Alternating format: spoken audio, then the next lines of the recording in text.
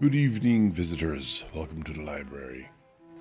It seems there are a lot of librarians reading books tonight. I guess must be a good night to read. And yeah, I understand. You have a kitty cat. Otherwise, you would bring me a drink. So I will probably suffer tonight from a dry throat. That or what I'll probably do is flip over to Be Right Back screen for 10 seconds, whilst I raced upstairs, grab a bottle, grab a what is it? What are they called? They're not bottles. Um, a pint glass? Those custom glasses we got. You know, they're like the big glass jugs or cups that you put your beer in that you constantly see on like Stein. Yes, thank you, Stein. Big glass Stein of water. It's only water, I assure you. It is a transparent fluid known as water. Yes, nothing else. That's also transparent and fluidic like. I'll bring that back down. I'll probably take longer than 10 seconds because I'll break myself. Otherwise, we don't want to do that. I can't read anything if I'm broken. That's like a rule. Why does my quick actions look different? Oh, because I added manage goals in there. Yeah, there's no other easy place to manage your community goals. By the way, we've hit 50 followers. I am waiting for Twitch to realize that I have 50 instead of 49. I guess at 49. I figured out 48 yesterday. It's going to slowly inch up to 49 and then maybe hit 50. Or is it 50? Whatever it is. Twitch is still figuring out numbers. They're worse. They're a little worse than I am. Give me my diamond. Yeah, we have one goal: get Valana a VIP badge, and then we're gonna graduate. We're gonna retire. No breaking. We already have a broken cat. When would you ever get from me? Someone's on a roll tonight. Yes, you're right. I can't afford real diamonds. I had to stream to get to yours. You should appreciate the effort, though. Lots of effort. It's the thought that counts, right? It's the thought. I thought about it. Then I looked at the price tag. Then I stopped thinking about it. But wow, you're gonna hydrate me and eat? Okay, fine. You know what? It just started, but we'll be right back. Okay, I'm back. All right. It's occurred to me that really the start of every one of my streams is chatting. And the just chatting category is apparently very popular. And largely, though, I suspect that's the case because everyone switches to the just chatting category or game category at some point in time during their stream. I should probably do that. I will automate it. Whenever we go to the talking scene, I think I'll have I'll streamer bot trigger it. Yes, I'm out of breath. The stairs are vertical-ish. And it's your fault. You forced me to run upstairs. That's right. I hope you're happy with yourself now. I'm going to have a drink because I was supposed to hydrate. There. Fluid consumed. Have imbibed. I'm going to breath spray now. Yeah, you amused yourself. Good job. That's half of us. Yeah, so lots of readers, which is awesome. Our kitty cat, she is getting incrementally better, gradually better. We are now at the end of the painkiller regime, so we have some anti-inflammatories, and we have some pills to make her dopey if necessary. We're going to try to avoid doing that unless she becomes very uncomfortable or sort of agitated. They're meant to be like a mild sedative you take before you take the cat to the vet, because the cats do not like the vet. I don't like. We have very nice vets. They're very kind people and understanding, and they try their best, and they have the catnip, and they have the the other thing that's good for stress. But the reality is they also have to use a lot of chemicals for putting animals to sleep when they need to go to sleep for operations, and and to sterilize the environment to avoid infection. So all the hospital things that, are very not home, and very not, that does not smell like my sister. And it's, I think the vet will always be stressful. I guess like a lot of the way, like a lot of people consider hospitals to be very stressful environments to go to, right? And that it makes sense. Like hospitals are not happy places. You go there when you're sick, or you're ill, or you're in pain, or you need help. Yeah, I know that like people who walk away from hospitals healthier and wholer have many things to celebrate and be thankful for. There's some people who don't walk away from hospitals.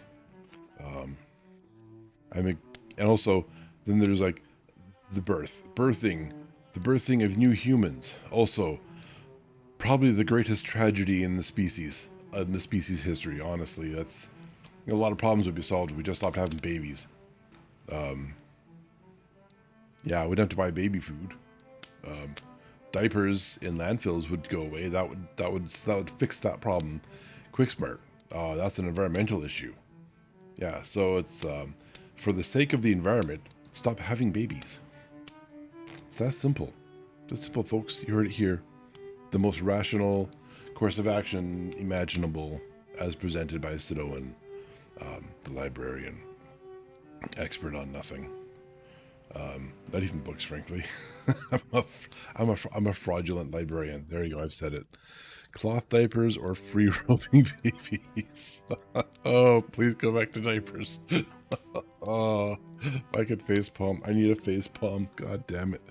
Free roaming babies. Not in my house. Not in my street. Could you imagine the chaos, the mess, the nastiness of a free roaming baby? It'd be like animals in the wild. Like, hey, let nature take over. You just poop wherever you stand. Yeah, exactly. I have a face palm. I should get like a little button that pops it up on the screen or something.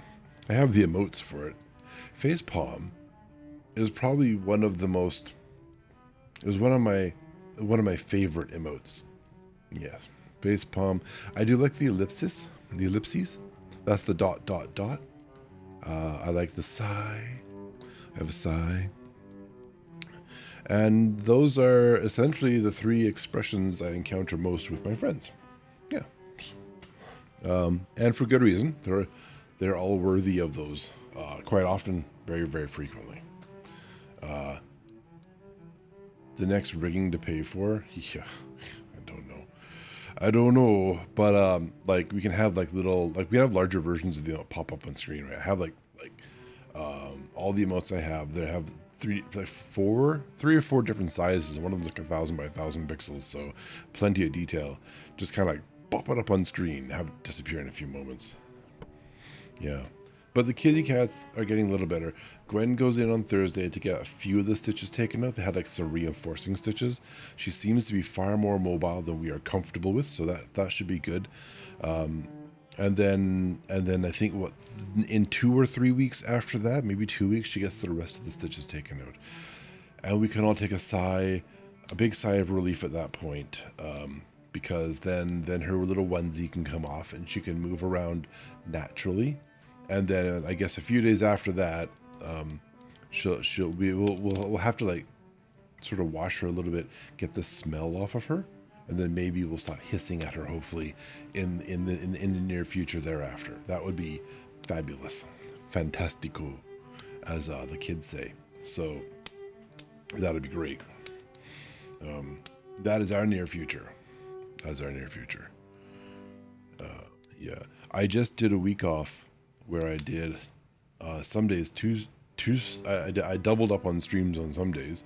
I think I skipped 1, maybe 2 days, and then we did the usual schedule on top of it, or rather did the usual schedule plus all of this on top of it. I played mostly Space Marines. I have an itch to just go and play Space Marines right now. It's like an addiction. I'm sure it's not, right? It's not. I can't quit, but I'm sure it's not an addiction.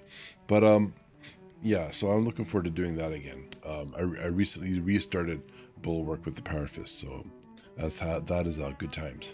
That's good times. But there are like 7 more videos I have to edit, and I'm down. I have a rule, like I have solid shorts out for like the rest of the month, perhaps, just about, and then shorts every second day out to like the 18th of November. And so I'm like, instead of doing like, because as we find like 3 to 5, sometimes more short type events in those streams, they are not all worthy of being shorts, and I realize that. I get the viewership lets me know. Actually, getting some of them, I love the ones that get just as many dislikes as likes, because it tells me that I probably appeal to exactly half the population with that one on YouTube.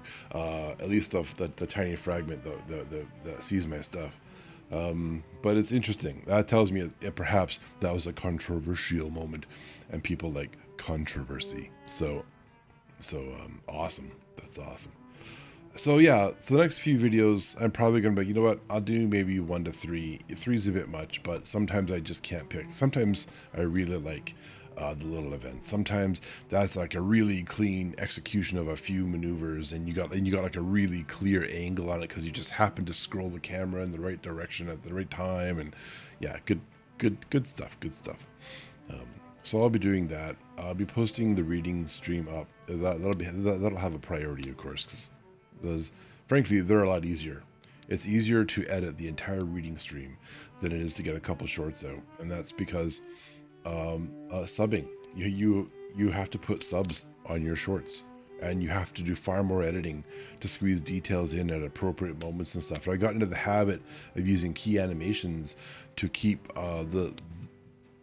if the action is the subject of the short rather than silly lines and words and jokes, then I've gotten into the habit of like sliding the action back, because of course your camera and Space Marines is all over the place as you're dodging around and spinning and aiming and shooting and booping.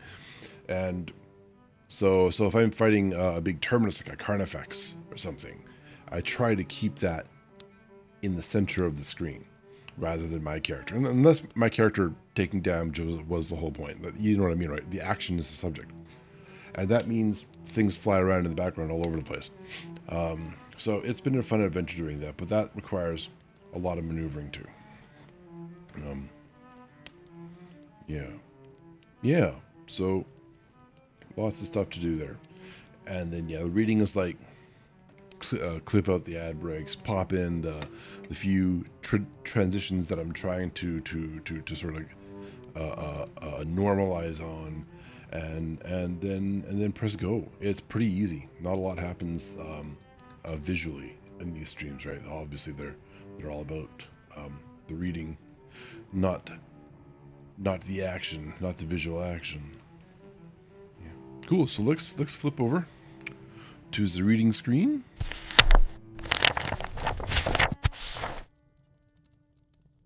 This is likely the second last Dracula stream. We have, we're on chapter 22. We're going to start 22 tonight.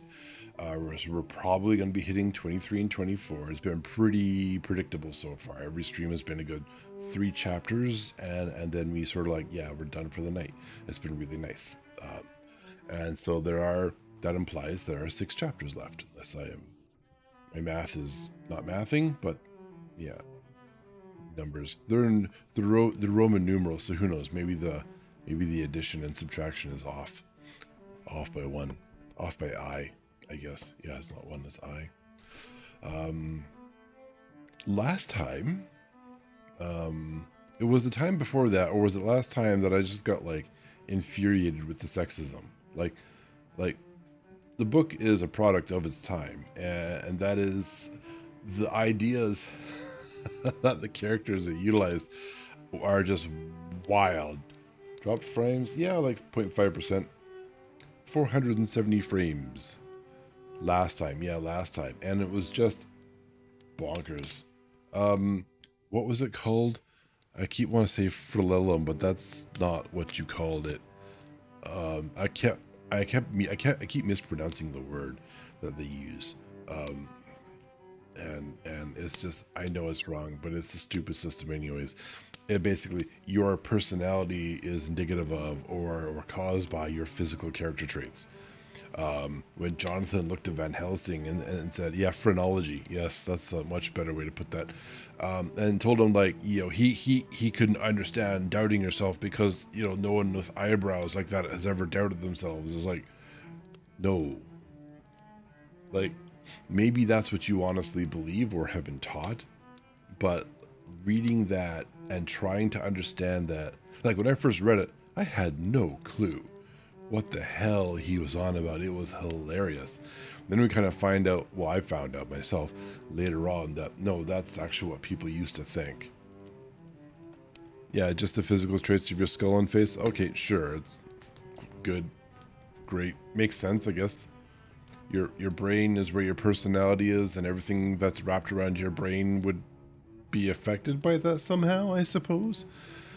In a world where, like, there's less understanding than what we have today, and there was a less sort of rigorous scientific process available, or younger scientific community, making some assumptions and running with it based on simple observations can be easy to do, or it can be, like, I guess you can, perhaps it felt rigorous because of a lack of context, and sort of I can kind of forgive it that way.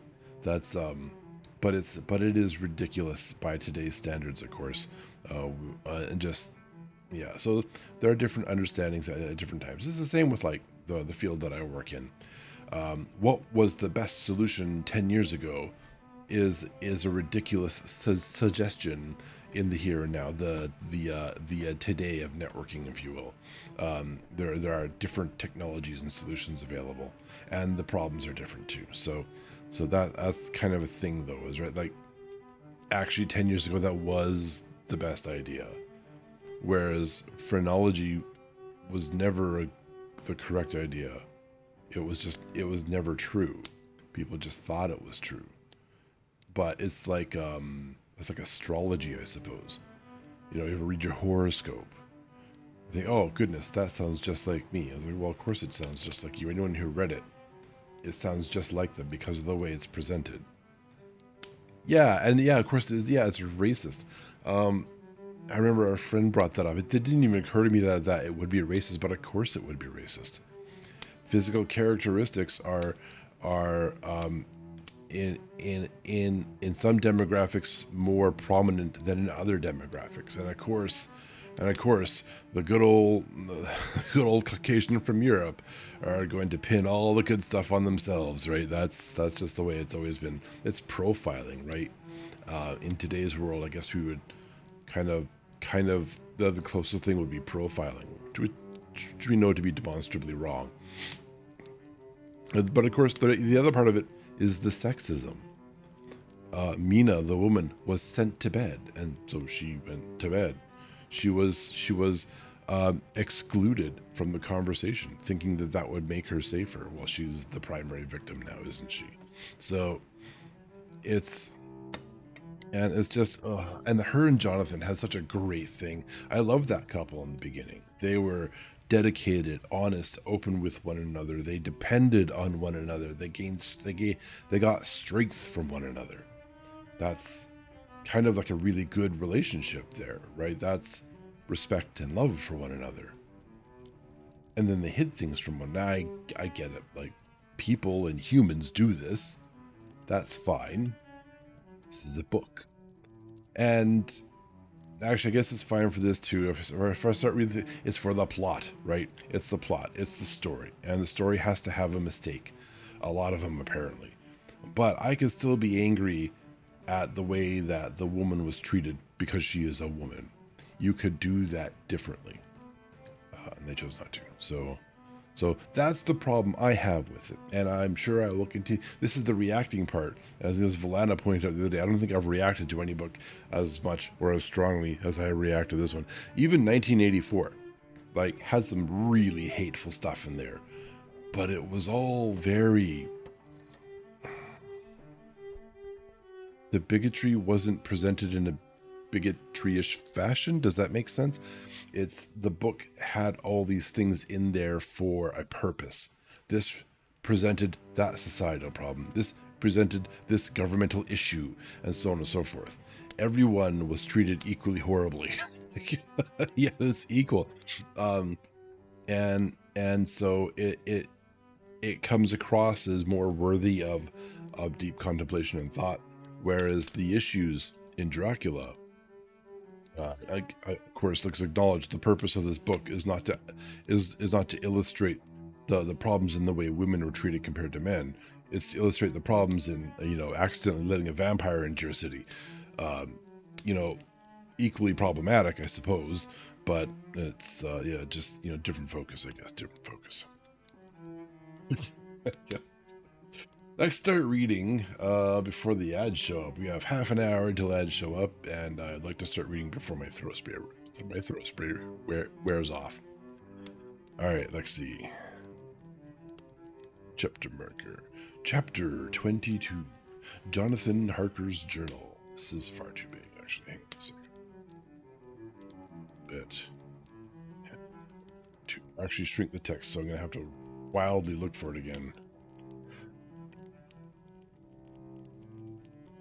Yeah, I'm just going to shrink it like this. Then we're going to go right back up to the top. Find our link. It's all in one page. 22. Okay. Okay, once again, chapter 22. 3 October. As I must do something or go mad, I write this diary. It is now 6 o'clock, and we are to meet in the study half an hour and take something to eat. For Dr. Van Helsing and Dr. Seward are agreed that if we do not eat, we cannot work our best. Our best will be, God knows, required today. I must keep writing at every chance, for I dare not stop to think. All, big and little, must go down. Perhaps at the end the little things may teach us most. That's a common thing that I've noticed in these diaries. Many of them say things like, "Hey, we have to record every little detail," which is, not a bad thing in these times. The teaching, big or little, could not have landed Mina or me anywhere worse than we are today. However, we must trust and hope. Poor Mina told me just now, with the tears running down her dear cheeks, that it is in trouble and trial that our faith is tested, that we must keep on trusting, and that God will aid us up to the end. The end. Oh my God. What end? To work? Oh, sorry. What end? To work. You don't need to write that twice in your diary. When Dr. Van Helsing and Dr. Seward had come back from seeing poor Renfield, we went gravely into what was to be done. First, Dr. Seward told us that when he and Dr. Van Helsing had gone down to the room below, they had found Renfield lying on the floor, all in a heap. His face was all bruised and crushed in, and the bones of the neck were broken. Dr. Seward asked the attendant who was on duty in the passage if he had heard anything. He said that he had been sitting down. He confessed to half dozing when he heard loud voices in the room, and then Renfield had called out loudly several times, "God, God, God." After that there was a sound of falling, and when he entered the room he found him lying on the floor face down, just as the doctors had seen him. Dr. Van Helsing asked if he had heard voices or a voice, and he said he could not say, that at first it had seemed to him as if there were two, but as there was no one in the room, it could only have been one. It could have been only one. He could swear to it, if required, that the word God was spoken by the patient. Dr. Seward said to us that when we were alone, that he did not wish to go into the matter. The question of an inquest had to be considered, and it would never do to put forward the truth, as no one would believe it. As it was, he thought that on the attendant's evidence he could give a certificate of death by misadventure in falling from bed. In case the coroner should demand it, there would be a formal inquest, necessarily to the same result. When the question began to be discussed as to what should be our next step, the very first thing we decided was that Mina should be in full confidence that nothing of any sort, no matter how painful, should be kept from her. She herself agreed as to its wisdom, and it was pitiful to see her so brave and yet so sorrowful, and in such a depth of despair. There must be no concealment, she said. Alas, we have had too much already, and besides, there is nothing in all the world that can give me more pain than I have already endured, than I suffer now. Whatever may happen, it must be of new hope or of a new courage to me.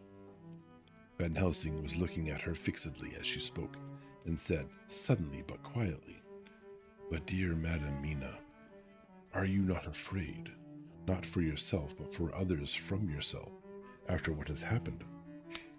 Her face grew set in its lines, but her eyes shone with the devotion of a martyr as she answered, "Ah, no, for my mind is made up." "To what?" he asked gently. Whilst we were all very still, for each in our own way we had a sort of vague idea of what she meant, her answer came with direct simplicity, as though she were simply stating a fact. "Because if I find it in myself, and I shall watch keenly for it, a sign of harm to any that I love, I shall die." "You would not kill yourself?" he asked hoarsely. "Oh, sorry. You would not kill yourself?" he asked hoarsely. "I would, if there were no friend who loved me who would save me such a pain and so desperate an effort." She looked at him meaningfully as she spoke.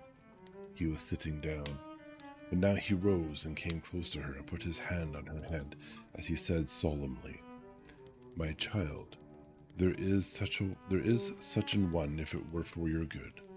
For myself, I could hold it in my account with God to find such an euthanasia for you, even at this moment if it were best. Nay, were it safe, but my child."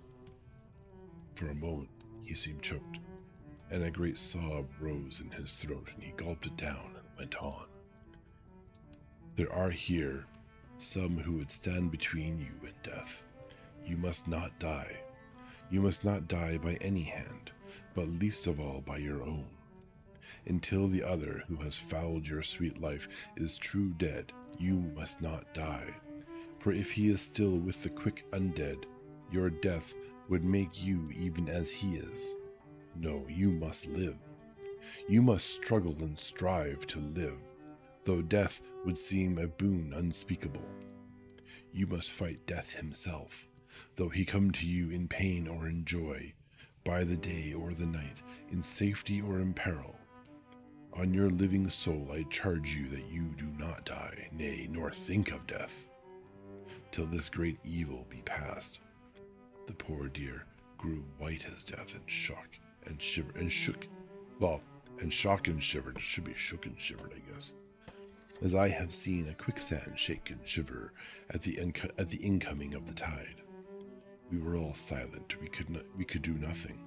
At length she grew more calm and turned to him, said, sweetly, but oh, so sorrowfully, as she held out her hand, "I promise you, my dear friend, that if God will let me live, I shall strive to do so, till, if it may be in his good time, this horror may have passed away from me." She was so good and brave that we all felt that our hearts were strengthened to work and endure for her, and we began to discuss what we were to do. I told her that she was to have all the papers in the safe, and all the papers or diaries and phonographs we might hereafter use, and was to keep the record as she had done before. She was pleased with the prospect of anything to do, if pleased could be used in connection with so grim an interest. So it has struck anyone so far that Mina is probably the strongest of them all. As usual, Van Helsing had thought ahead of everyone else and was preparing with an exact ordering of our work. "It is perhaps well," he said, "that at our meeting after our visit to Carfax we decided not to do anything with the earth boxes that lay there. Had we done so, the Count must have guessed our purpose, and would doubtless have taken measures in advance to frustrate such an effort with regard to the others. But now he does not know our intentions.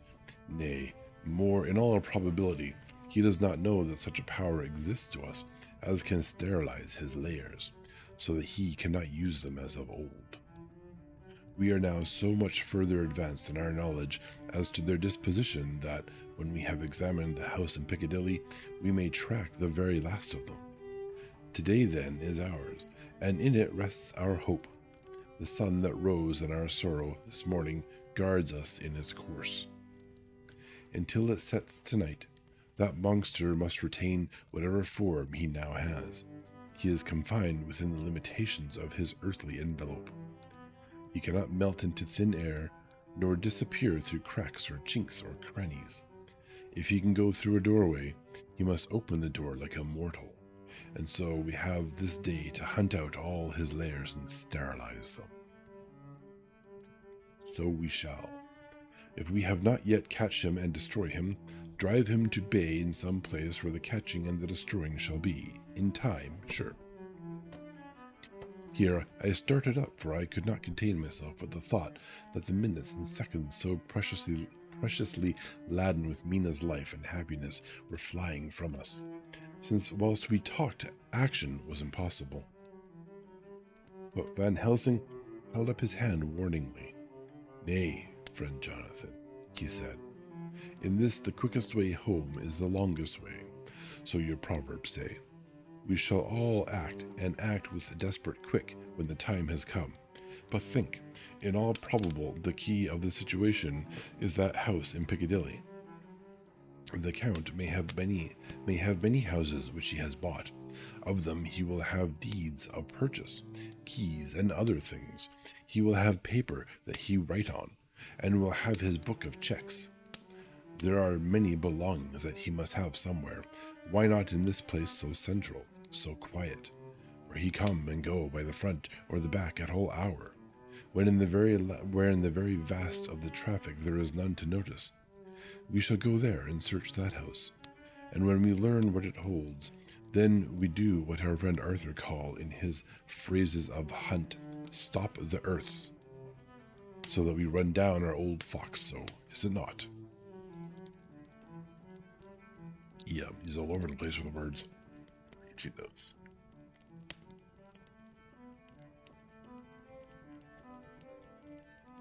"Then let us come at once," I cried. "We are wasting the precious time." The professor did not move, simply said, "And how are we to get into that house in Piccadilly?" "Any way," I cried. "We shall break in if need be." "And your police? Where will they be? And what will they say?" I was staggered, but I knew that if he wished to delay, he had a good reason for it. So I said, as quietly as I could, "Don't wait more than need be. You know, I am sure, what torture I am in." "You mean your wife? You mean your wife, right? I'm sure you mean your wife." "Ah, my child, that I do. And indeed, there is no wish of me to add to your anguish. But just think, what can we do until all the world would be at movement? Then will come our time. I have thought the thought, and it seems to me that the simplest way is the best of all. Now we wish to get into the house, but we have no key. Is it not so?" I nodded. "Now suppose that you were in truth the owner of that house and could not still get in, and think there was to you no conscience of the housebreaker. What would you do?" "I should get a respectable locksmith and set him to work to pick the lock for me." "And your police, they would interfere, would they not?" "Oh no, not if they knew the man was properly employed." "Then?" Oh, sorry. I got like a nose hair or something just tickling me. Ow. "Then," he looked at me keenly as I spoke, "all that is in doubt is the conscience of the employer." Yelled. "And the belief of your policeman as to whether or no that employer has a good conscience or a bad one. Your police must indeed be zealous men and clever, oh so clever, in reading the heart that they trouble themselves in such matter. No, no, my friend. Jonathan, you go take the lock off 100 empty house in this your London, or of any city in the world, and if you do it as such things are rightly done, and at the time such things are rightly done, no one will interfere. I have read of a gentleman who owned a so fine house in London, and when he went for months of summer to Switzerland and lock up his house, some burglar came and broke window at back and got in. Then he went and made open the shutters in front and walk out and in through the door, before the very eyes of the police. Then he have an auction in that house, and advertise it, and put up big notice. And when the day come, he sell off by a great auctioneer all the goods of that other man who owned them. Then he go to a builder, and he sell him that house, making an agreement that he pull it down and take all away within a certain time. And your police and other authority help him all they can. And when that owner come back from his holiday in Switzerland, he find only an empty hole where his house had been. This was all done en regale. And in our work, we shall en regale too. En regal, I suppose. We shall not go so early that the policemen who have then little to think of shall deem it strange. But when shall we go? But we shall go after 10 o'clock, when there are many about, and such things would be done were we indeed owners of the house. I could not but see how right he was, and the terrible despair of Mina's face became relaxed at thought. There was hope in such good counsel, Van Helsing went on. When once that house we may find more clues. At any rate, some of us can remain there, whilst the rest find the other places where there be more earth boxes. At Bermondsey and Mile End. Lord Godalming stood up. I can be of some use here, he said. I shall wire to my people to have horses and carriages where they will be most convenient. Look here, old fellow, said Morris. It is a capital idea to have all ready in case we want to go horsebacking. But don't you think that one of your snappy carriages with its heraldic adornments in a byway of Walworth or Mile End would attract too much attention for our purposes? It seems to me that we ought to take cabs when we go south or east, and even leave them somewhere near the neighborhood we are going to. Friend Quincy is right, said the professor. His head is what you call in plane with the horizon. It is a difficult thing that we go to do, and we do not want no peoples to watch us if so it may. I think his talking is getting worse. Is his talking getting worse? I think it's getting worse.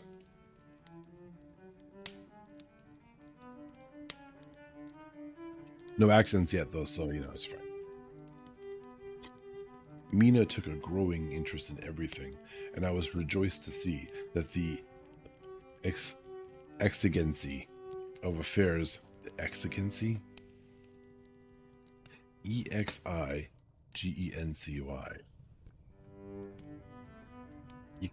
Exigency or exigency. Those are not, no, I refuse. That's a typo. That's a typo somewhere. It's not a real word. He was rejoiced to see that the something of affairs was helping her to forget for a time the terrible experience of the night. She was very, very pale, almost ghastly, and so thin that her lips were drawn away, showing her teeth in somewhat of prominence. I did not mention this last, lest it should give her needless pain, but it made my blood run cold in my veins to think of what had occurred with poor Lucy when the Count had sucked her blood. As yet, there was no sign of the teeth growing sharper, but the time as yet was short, and there was time for fear. I would have replaced it with, and there will be a time for fear. But I guess they're scared now. An urgent need or demand. No, the word doesn't exist, Valana. I'm not sure where you got that from. That's, what do you call it? Fake news. That's fake news? Yeah. Shame on you. Unless there's like a phonetic pronunciation, then we can talk. There we go. When we came to the discussion of the sequence of our efforts and the disposition of our forces, there were new sources of doubt.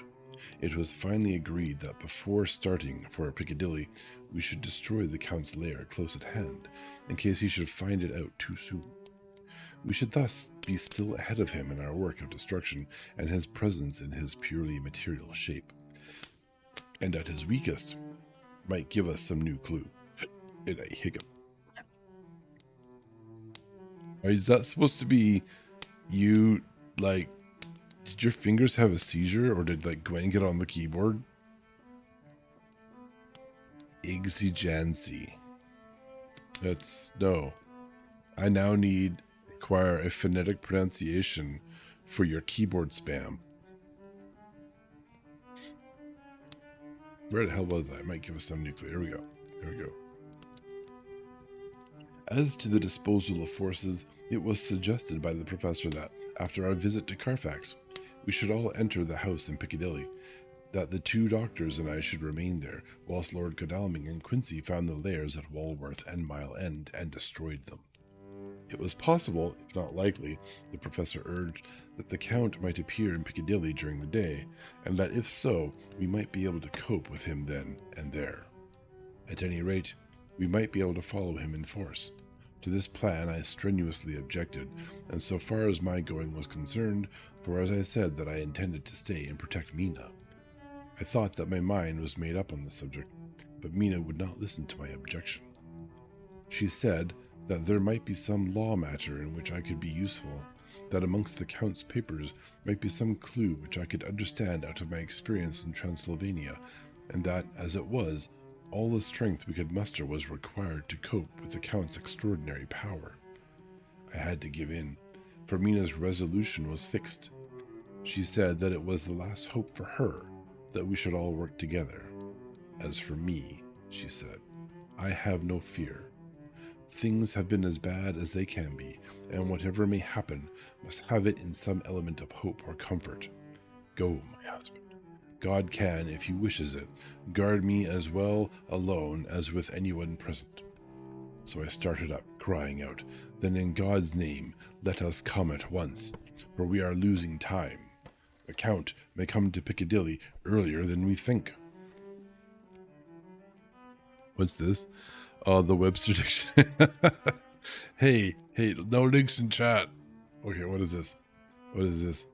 Synonyms of the word. That which is required in a particular situation. Plural. Quality or state of being. Exigent. No, but where's pronunciation? These are not pronunciations. Holy cow. Exigency.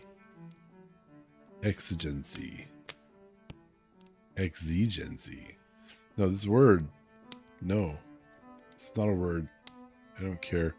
I'm canceling this word. This is an invalid word. Not to be uttered by anyone anymore. My seat feels really low. Hang on a second.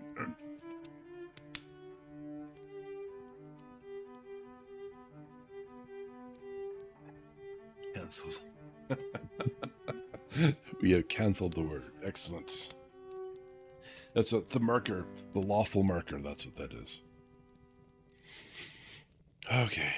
I really do need to get a new chair, Valena. All right. There we go. Jonathan saying the Count may come to Piccadilly earlier than we think.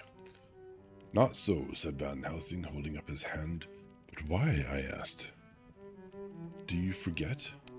What do you mean we fixed it? Oh, no, but I guess it needs another color on it, because I was really far too low. But why, I asked. Do you forget, he said, with actually a smile, that last night he banqueted heavily and will sleep late? I did forget. Can I ever? Oh, sorry, did I forget? Shall I ever? Can I ever? Can any of us ever forget that terrible scene? Mina struggled hard to keep her brave countenance, but the pain overmastered her, and she put her hands before her face and shuddered whilst she moaned. Van Helsing had not intended to recall her frightful experience. He had simply lost sight of her and her part in the affair in his intellectual effort. Or you all agreed to just be upfront and talk about it, like this is just part of that pain. Yeah, that terrible Jonathan being cucked. Oh dear, I lost my place. Intellectual effort. When it struck him of what he said, he was horrified at his thoughtlessness and tried to comfort her. Oh, Madam Mina, he said. Dear, dear Madam Mina, alas, that I, of all who so reverence you, should have said anything so forgetful. These stupid old lips of mine and this stupid old head do not deserve so, but you will forget it, will you not? He bent low beside her as he spoke. She took his hand and looked at him through her tears and said hoarsely, No, I shall not forget, for it is well that I remember, and with it I have so much in memory of you that is sweet, that I take it all together. Now, you must all be going soon.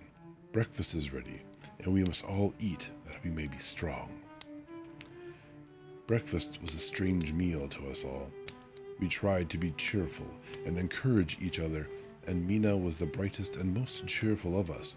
When it was over, Van Helsing stood up and said, Now, my dear friends, we go forth to our terrible enterprise. We are all armed, as we were on that night when we first visited our enemy's lair, armed against ghostly as well as cardinal attack. We all assured him. Then it is well. Now, Madam Mina, you are in any case quite safe here until the sunset, and before then we shall return. If we shall return. But before we go, let me see you armed against personal attack. I have myself, since you came down, prepared your chamber by the placing of things which we know, so that he may not enter. Now let me guard yourself. On your forehead I touch this piece of sacred wafer in the name of the Father, the Son, and... There was a fearful scream, which almost froze our hearts to hear. As he had placed the wafer on Mina's forehead, he had seared it, had burned into the flesh as though it had been a piece of white-hot metal. My poor darling's brain had told her the significance of the fact as quickly as her nerves received the pain of it, and the two so overwhelmed her that her overwrought nature had its voice in that dreadful scream. But the words to her thought came quickly. The echo of the scream had not ceased to ring on the air when there came the reaction, and she sank on her knees on the floor in an agony of abasement, pulling her beautiful hair over her face as the leper of old his mantle. She wailed out, Unclean, unclean. Even the Almighty shuns my polluted flesh. I must bear this mark of shame upon my forehead until the judgment day. They all paused. I had thrown myself beside her in an agony of helpless grief, putting my arms around, held her tight. For a few minutes our sorrowful hearts beat together, whilst the friends around us turned away their eyes that ran tears silently. Then Van Helsing turned and said gravely, so gravely that I could not help feeling he was in some way inspired, and was stating things outside himself. It may be that you may have to bear that mark till God himself see fit, as he most surely shall on the judgment day, to the redress of all wrongs of the earth and of his children that he has placed thereon.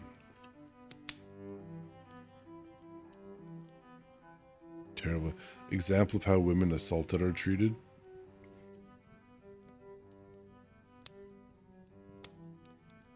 Yeah, I guess so.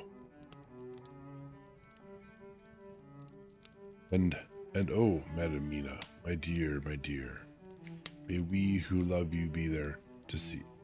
Okay, no, you made me start. What are you talking about? It was an accident. She wasn't assaulted. Or are you talking about like she's been assaulted, therefore she's marked as a dirty thing? Yeah, okay, no, I get that.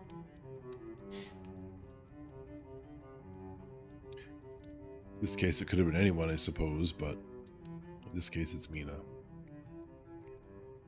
Let's see, Van Helsing is talking. And oh, Madam Mina, my dear, may we who love you be there to see when that red scar, the sign of God's knowledge of what has been, shall pass away, and leave your forehead as pure as the heart we know. For so surely as we live, that scar Am I offline? A preview says I'm offline.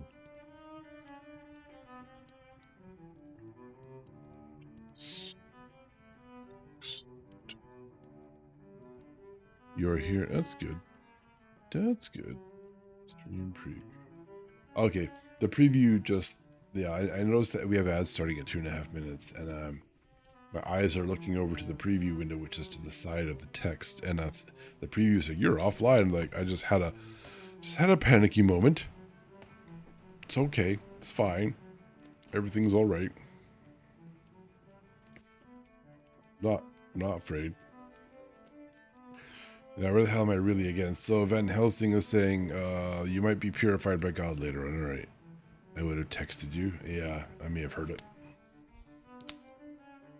My dear. Sign of God's knowledge of what has been shall pass away. If he cares to do that, leave your forehead as pure as the heart we know.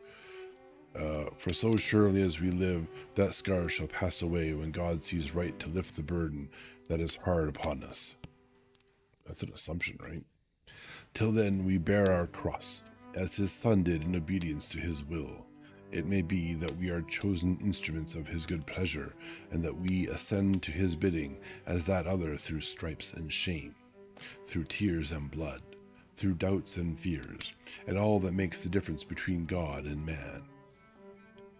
Is this on the level of narcissism yet? I don't know. There was hope in his words and comfort, and they made for resignation. Mina and I both felt, and simultaneously we took each... Yeah, okay. Ads in 1 minute. We're gonna pause here. My cadence is all over the place, so I'm gonna take a little break as well.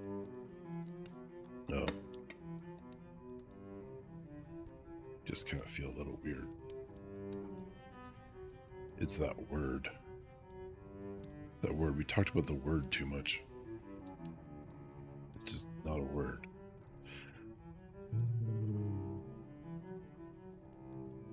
I don't know how I feel about this section of the book. Yeah, time to reset the librarian program. There's a lot of nothing happening right now, and I think I'm bored with it. All this, the speak of God this and God that. So much of it could have been cut out. It would have been better. Let's see if our ads have started. Are you serious? It's actually 1 minute. Is very churchy. Okay, we will be back in 3 minutes. Thanking you kindly. I got to update the thing.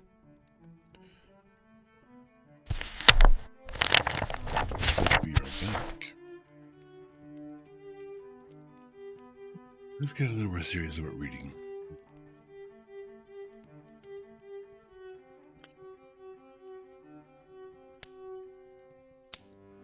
And Helsing was being comforting. Mina took a burn to her face from the holy chip cracker or whatever.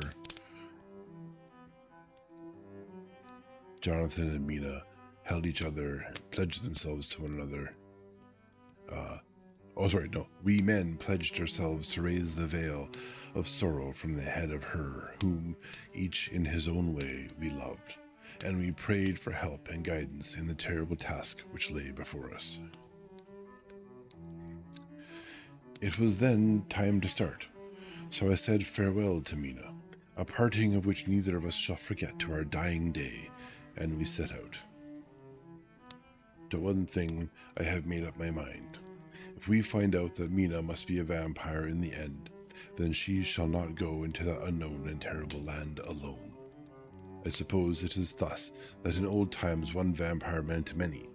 Just as their hideous bodies could only rest in sacred earth, so the holiest love was the recruiting sergeant for their ghastly ranks. Not sure what that means. We entered Carfax without trouble and found all things the same as on the first occasion. It was hard to believe that amongst the prosaic surroundings of neglect and dust and decay, there was any ground for such fear as already we knew. Had not our minds been made up, and had there not been terrible memories to spur us on, we could hardly have proceeded with our task. We found no papers, nor any sign of use in the house, and in the old chapel, the great boxes looked just as we had seen them last. Dr. Van Helsing said to us solemnly as we stood before them, "And now, my friends, we have a duty here to do.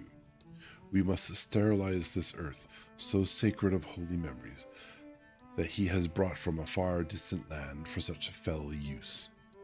He has chosen this earth because it has been holy.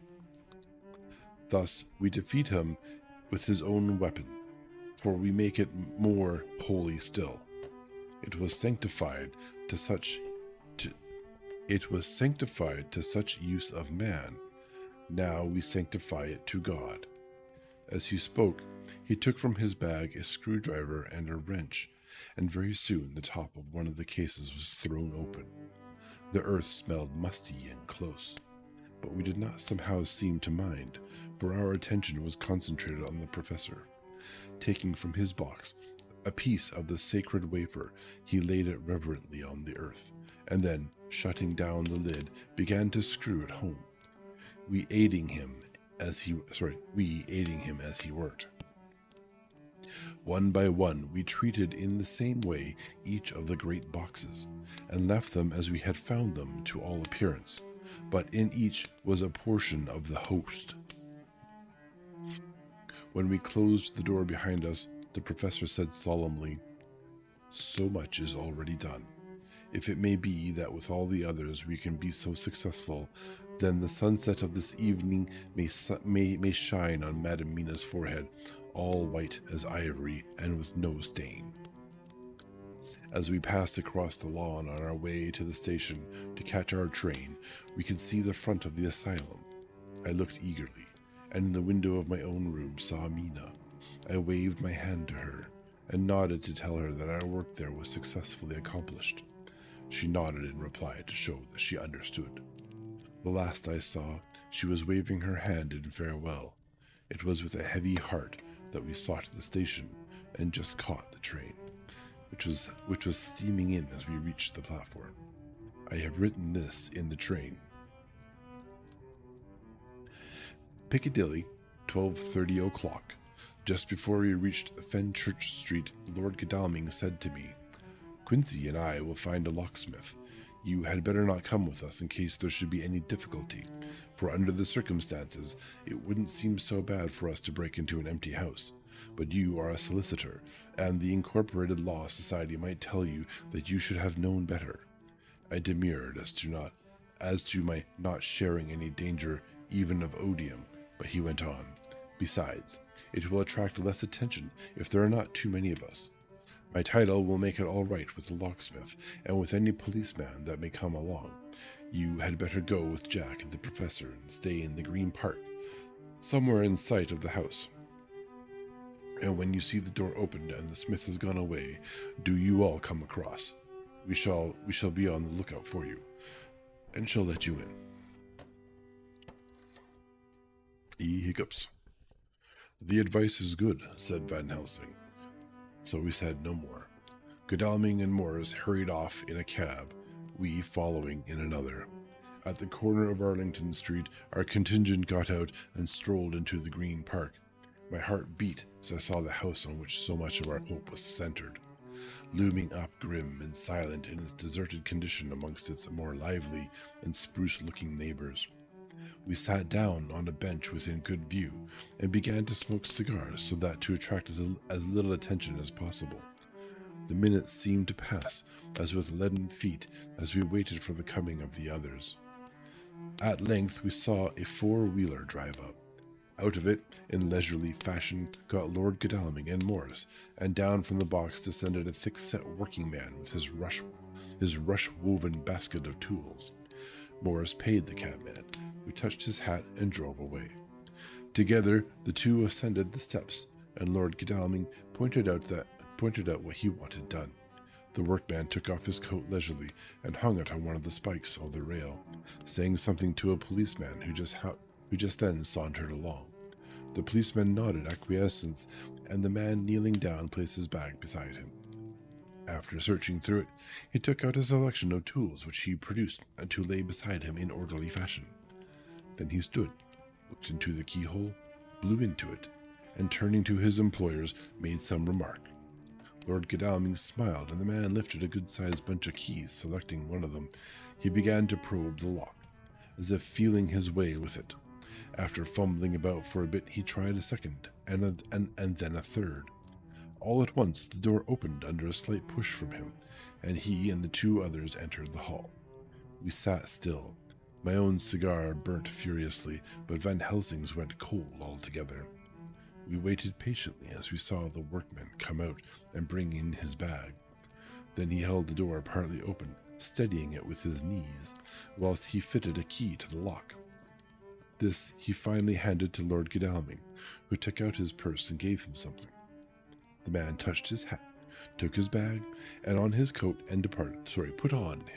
and departed. Not a soul took the slightest notice of the whole transaction. When the man had fairly gone, we three crossed the street and knocked at the door. It was immediately opened by Quincey Morris, beside whom stood Lord Godalming, lighting a cigar. "The place smells so vilely," said the latter as we came in. It did indeed smell vilely, like the old chapel at Carfax, and with our previous experience it was plain to us that the Count had been using the place pretty freely. We moved to explore the house, all keeping together in case of attack, for we knew we had a strong and wily enemy to deal with, and as yet we did not know whether the Count might not be in the house. In the dining room, which lay at the back of the hall, we found 8 boxes of earth. 8 boxes out of the 9 which we sought. Our work was not yet over.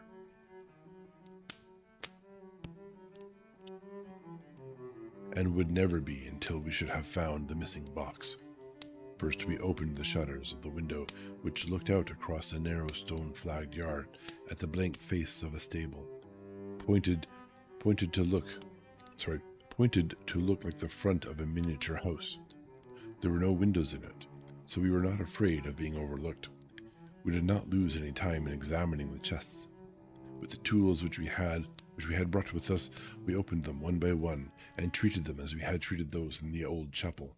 It was evident to us that the Count was not at present in the house, and we proceeded to search for any of his effects. After a cursory glance at the rest of the rooms from the basement to attic, we came to the conclusion that the dining room contained any effects which might belong to the Count.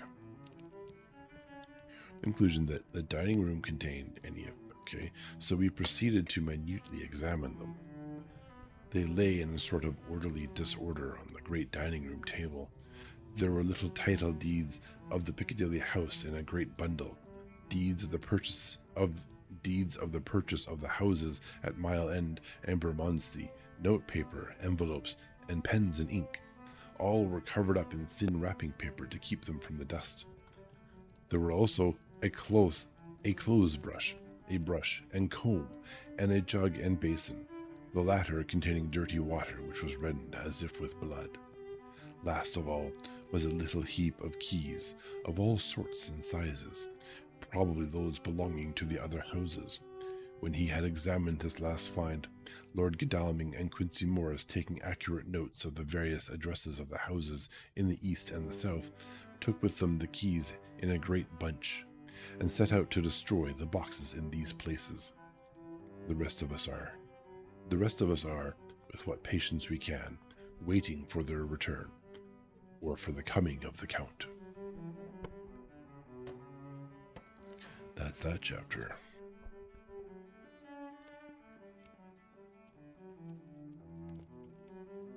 Okay. Chapter 23. Dr. Seward's Diary. 3 October. The time seemed terribly long whilst we were waiting for the coming of Godalming and Quincy Morris. The professor tried to keep our minds active by using them all the time. I could see his beneficent purpose by the side glances which he threw from time to time at Harker. The poor fellow is overwhelmed in a misery that is appalling to see. Last night he was a frank, happy-looking man, with strong, youthful face, full of energy, and with dark brown hair. Today he is a drawn, haggard old man, whose white hair matches well with the hollow, burning eyes and grief-written lines on his face. His energy is still intact. In fact, he is like a living flame. This may yet be his salvation, for if all go well, it will tide him over the despairing period. He will then, in a kind of way, wake again to the realities of life. Poor fellow. I thought my own trouble was bad enough, but his... The professor knows this well enough, and is doing his best to keep his mind active. What he has been saying was under the circumstances of absorbing interest. So, well as I can remember, here it is. I have studied, over and over again since they came into my hands, all the papers relating to this monster, and the more I have studied, the greater seems the necessity to utterly stamp him out. All through there are signs of his advance, not only of his power, but of his knowledge of it. As I learned from the researches of my friend Arminus of Budapest, he was in life a most wonderful man. Soldier, statesman, and alchemist, which latter was the highest development of the science knowledge of his time. He had a mighty brain, a learning beyond compare, and a heart that knew no fear and no remorse. He dared even to attend the scholomance, and there was no branch of knowledge of his time that he did not essay.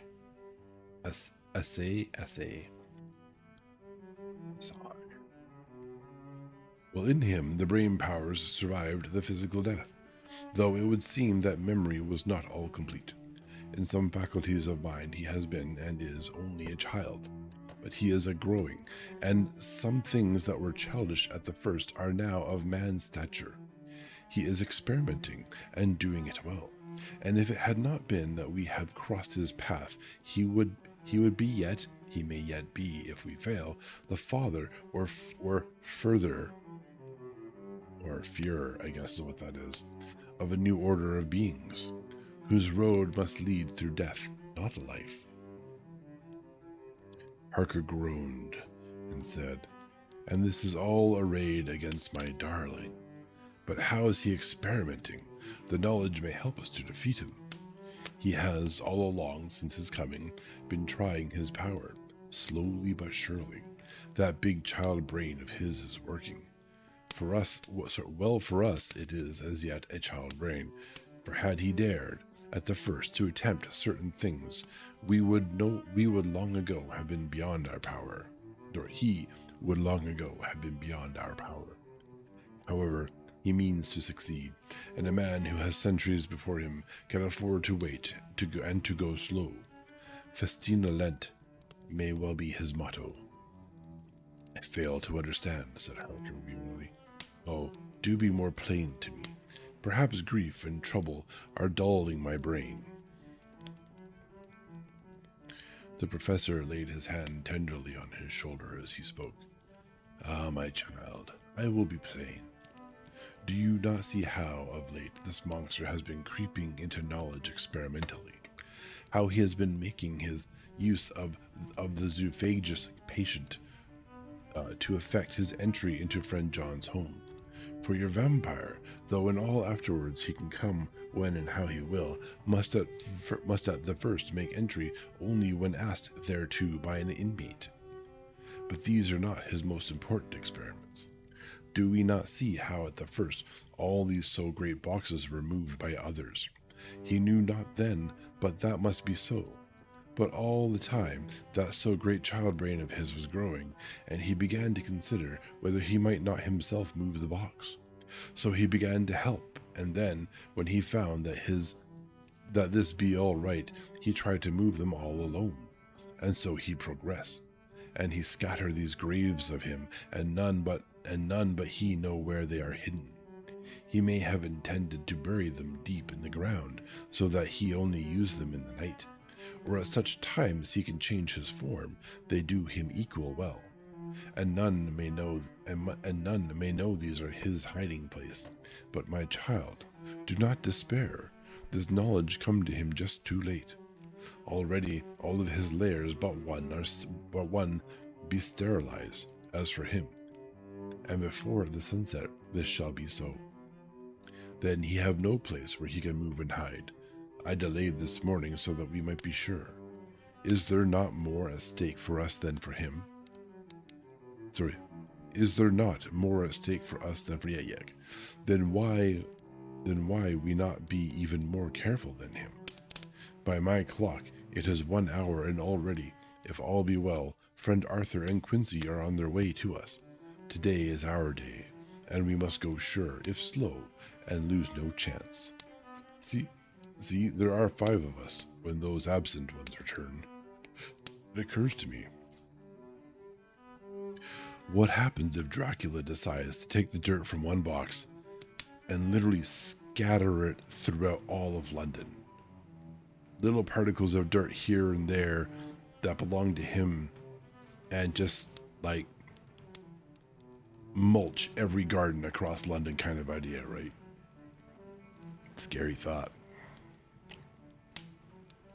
Topsoil. Undead topsoil. Whilst he was speaking, we were startled by a knock at the hall door. The double postman's knock of the telegraph boy. We all moved out to the hall with one impulse, and Van Helsing, holding up his hand to us to keep silence, stepped to the door and opened it. The boy handed in a dispatch. The professor closed the door again, and, after looking at the direction, opened it and read aloud. Look out for D. He has just now, 12:45, come from Carfax hurriedly and hastened towards the south. He seems to be going the round and may want to see you, Mina. Oh, see you, Mina. I think that's Mina's signing. There was a pause, broken by Jonathan Harker's voice. Now, God be thanked, we shall soon meet. Van Helsing turned to him quickly and said, God will act in his own way and time. Do not fear, and do not rejoice as yet, for what we wish for at the moment may be our undoings. I care for nothing now, he answered hotly, except to wipe out this brute from the face of creation. I would sell my soul to do it.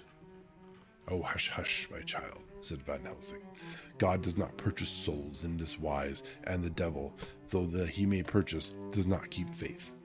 But God is merciful and just, and knows your pain and your devotion to that dear Madam Mina. Think you how her pain would be doubled did she but hear your wild words. Do not fear any of us. We are all devoted to this cause, and today shall see the end. The time is coming for action. Today this vampire is limit to the powers of man, and till sunset he may not change. It will take him time to arrive here. See, it is 20 minutes past 1, and there are yet some times before he can hither come, but he never so quick. What we must hope for is that my Lord Arthur and Quincy arrive first. About half an hour after we had received Mrs. Harker's telegram, there came a quiet, resolute knock at the hall door. It was just an ordinary knock, such as is given hourly by thousands of gentlemen, but it made the professor's heart and mind beat loudly. We looked at each other, and together moved out into the hall. We each held ready to use our various armaments, the spiritual in the left hand, the mortal in the right. Van Helsing pulled back the latch and, holding the door half open, stood back, having both hands ready for action. The gladness of our hearts must have shone upon our faces when on the steps, close to the door, we saw Lord Godalming and Quincy Morris. They came quickly in and closed the door behind them, the former saying as they moved along the hall, "It is all right. We found both places, 6 boxes in each, and we destroyed them all." "Destroyed?" asked the professor. "For him." We were silent for a minute, and then Quincy said, "There's nothing to do but wait here. If, however, he doesn't turn up by 5 o'clock, we must start off, for it won't do to leave Mrs. Harker alone after sunset." "But he will be here before long now," said Van Helsing, who had been consulting his pocketbook. "Nota bene. In Madame's telegram he went south from Carfax. That means he went to cross the river, and he could only do so at slack of tide, which should be something before 1 o'clock. That he went south has a meaning for us. He is as yet only suspicious, and he went from Carfax first to the place where he would suspect interference least.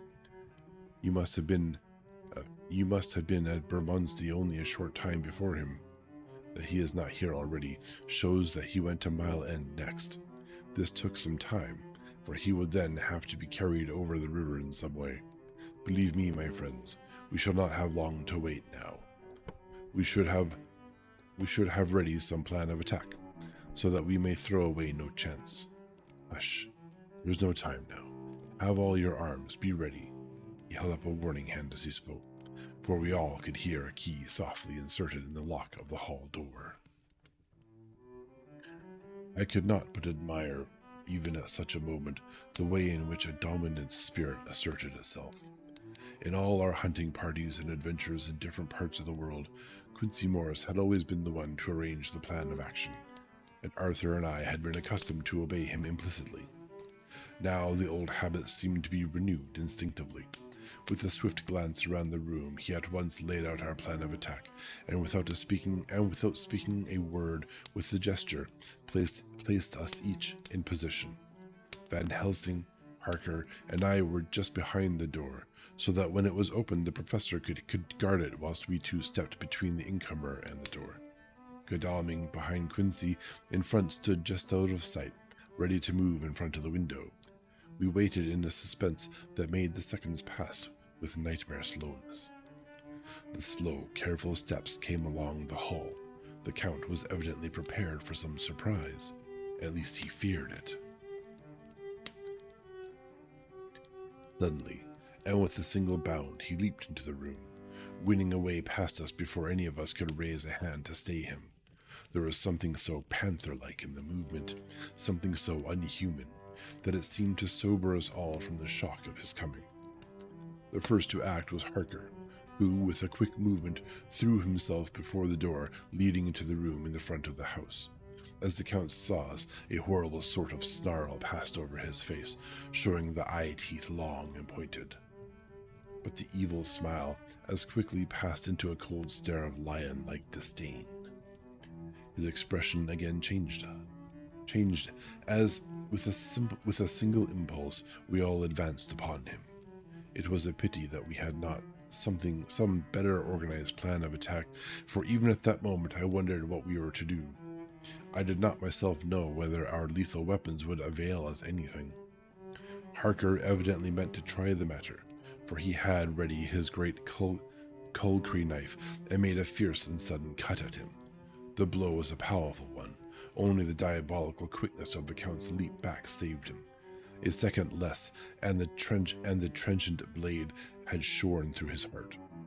As it was, the point just cut the cloth of his coat, making a wide gap whence a bundle of blank notes and a stream of gold fell out. Oh, so still a score. The expression of the Count's face was so hellish that for a moment I feared for Harker. but I saw him throw that terrible knife aloft again for another stroke. Instinctively, I moved forward with a protective impulse, holding the crucifix and wafer in my left hand. I felt a mighty power fly along my arm, and it was without surprise that I saw the monster cower back before a similar movement made spontaneously by each one of us. It would be impossible to describe the expression of hate and baffled malignity, of anger and hellish rage, which came over the Count's face. His waxen hue became greenish-yellow by the contrast of his burning eyes, and the red scar on the forehead showed on the pallid skin like a palpitating wound. In the next instant, with a sinuous dive, he swept under Harker's arm ere his blow could fall, and grasping a handful of the money from the floor, dashed across the room, threw himself at the window amid the crash and glitter of the falling glass. He tumbled into the flagged area below. Through the sound of the shivering glass, I could hear the ting, ting of the gold as some of the sovereigns fell on the flagging. Likes gold. Yeah, pick those pockets. Mid-combat pocket pick.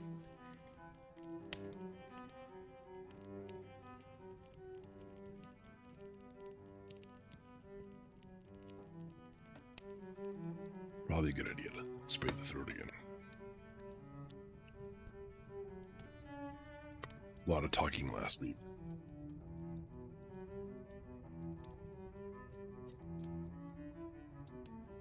We ran over and saw him spring unhurt from the ground. He rushed up the steps, crossed the flagged yard, and pushed open the stable door. There he turned and spoke to us. "You think to baffle me, you, with your pale faces all in a row, like a sheep in a butcher's. You shall be sorry yet, each one of you. You think you have left me without a place to rest, but I have more. My revenge is just begun. I spread it over centuries, and time is on my side. Your girls that you all love are mine already, and through them you and others shall yet be mine.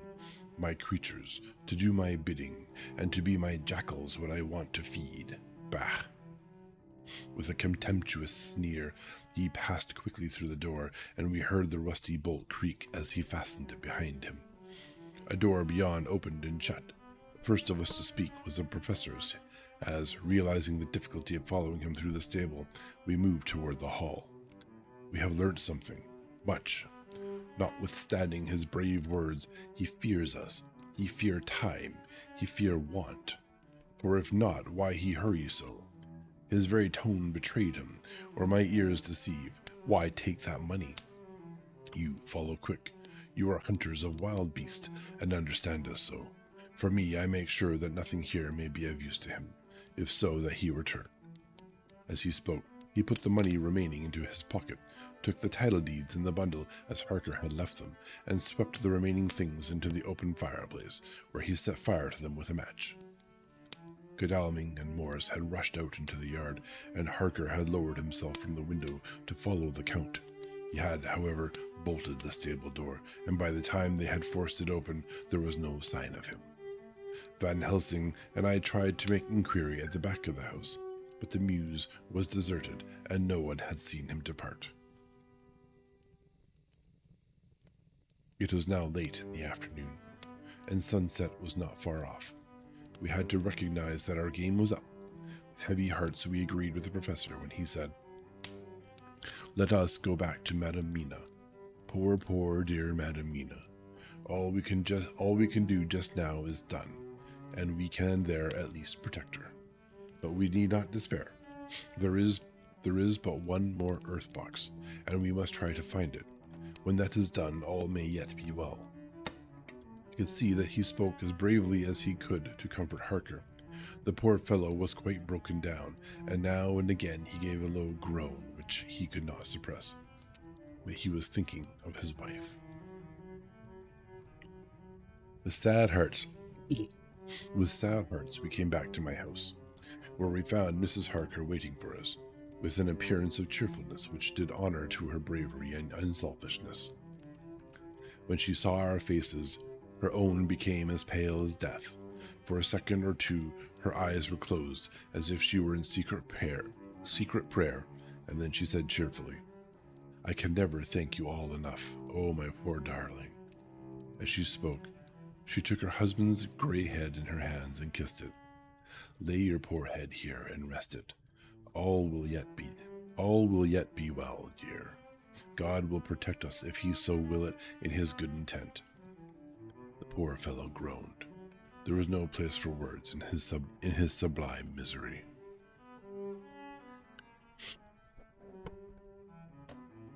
So backwards.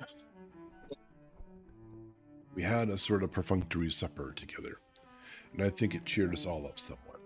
It was, perhaps, the mere animal heat of food to hungry people, for none of us had eaten anything since breakfast, or the sense of companionship may have helped us.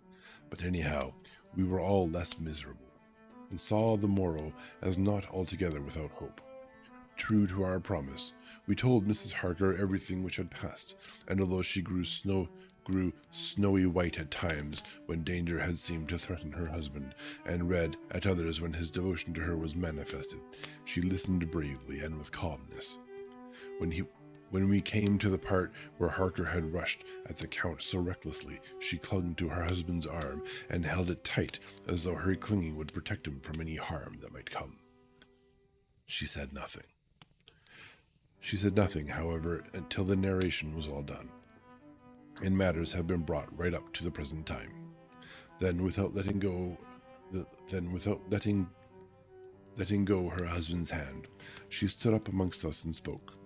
Oh, that I could give any idea of the scene, of that sweet, good woman, in all the radiant beauty of her youth and animation, with the red scar on her forehead, of which she was conscious, and which we saw with grinding of our teeth, remembering whence and how it came, her loving kindness against our grim hate, her tender faith against all our fears and doubting, and we, knowing that so far as symbols went, she, with all her goodness and purity and faith, was outcast from God. That says a lot. It says a lot about God right there. You know. Jonathan, she said.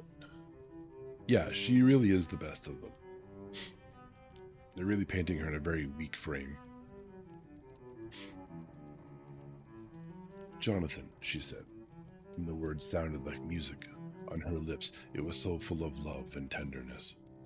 Jonathan, dear, and you, all my true friends, I want you to bear something in mind through all this dreadful time. I know that you must fight, that you must destroy even as you destroyed the false Lucy, so that the true Lucy might live hereafter. But it is not a work of hate. That poor soul who has wrought all this misery is the saddest case of all. Just think what will be his joy when he too is destroyed in his worser part, that his better part may have spiritual immortality. You must be pitiful to him too, though it may not hold your hands from his destruction. As she spoke, I could see her husband's face darken and draw together, as though the passion in him were shriveling his being to its core. Instinctively, the clasp on his wife's hand grew closer, till his knuckles looked white. She did not flinch from the pain which I knew she must have suffered, but looked at him with eyes that were more appealing than ever. As she stopped speaking, he leaped to his feet, almost tearing his hand from hers as he spoke. May God give him into my hand just for long enough to destroy that earthly life of him which we are aiming at.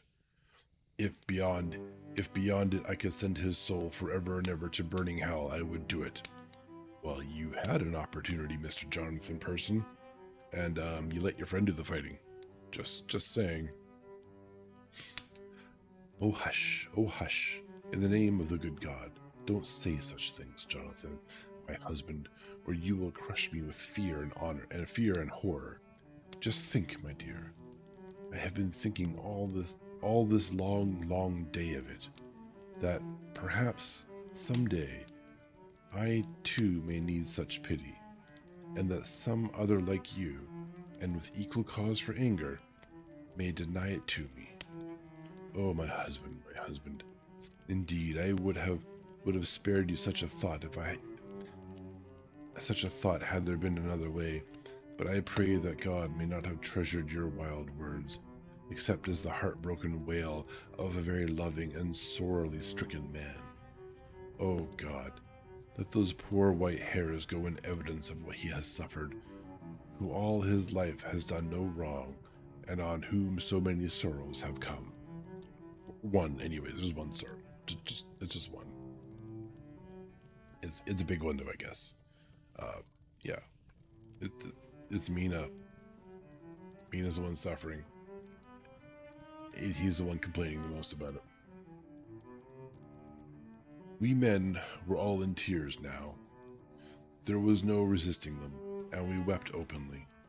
She wept too to see that her sweeter counsels had prevailed. Her husband flung himself on his knees beside her, and putting his arms round her, hid his face in the folds of her dress. Van Helsing beckoned to us, and we stole out of the room, leaving the two loving hearts alone with their God. Before they retired, the professor fixed up the room against any incoming... a hiccup. Before they retired, the professor fixed up the room against any coming of the vampire and assured Mrs. Harker that she might rest in peace. She tried to school herself to the belief, and, manifestly for her husband's sake, tried to seem content. It was a brave struggle, and was, I think and believe, not without its reward. Van Helsing had placed at hand a bell which either of them was to sound in case of any emergency. When they had retired, Quincy, Godalming, and I arranged that we should sit up, dividing the night between us, and watch over the safety of the poor stricken lady. The first watch falls to Quincy, so the rest of us shall be off to bed as soon as we can. Godalming has already turned in, for his is the second watch. Now that my work is done, I too shall go to bed. Jonathan Harker's journal. 3 to 4 October, close to midnight. I thought yesterday would never end.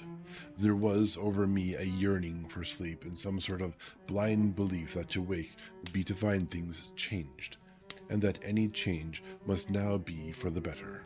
Before we parted, we discussed what our next step was to be, but we could arrive at no result.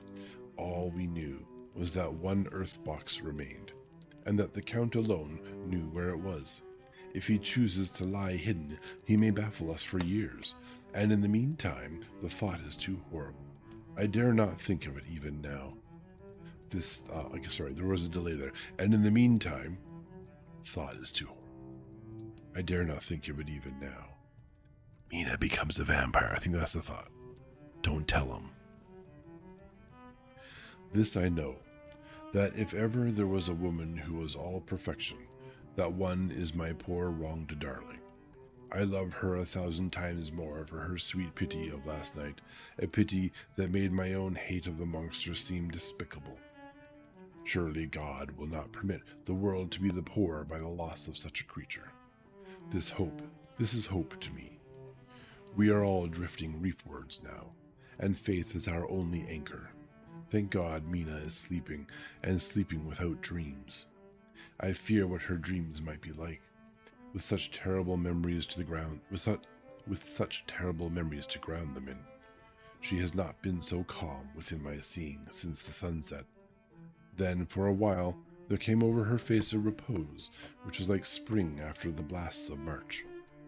I thought, at the time, that it was the softness of the red sunset on her face, but somehow now I think it has a deeper meaning.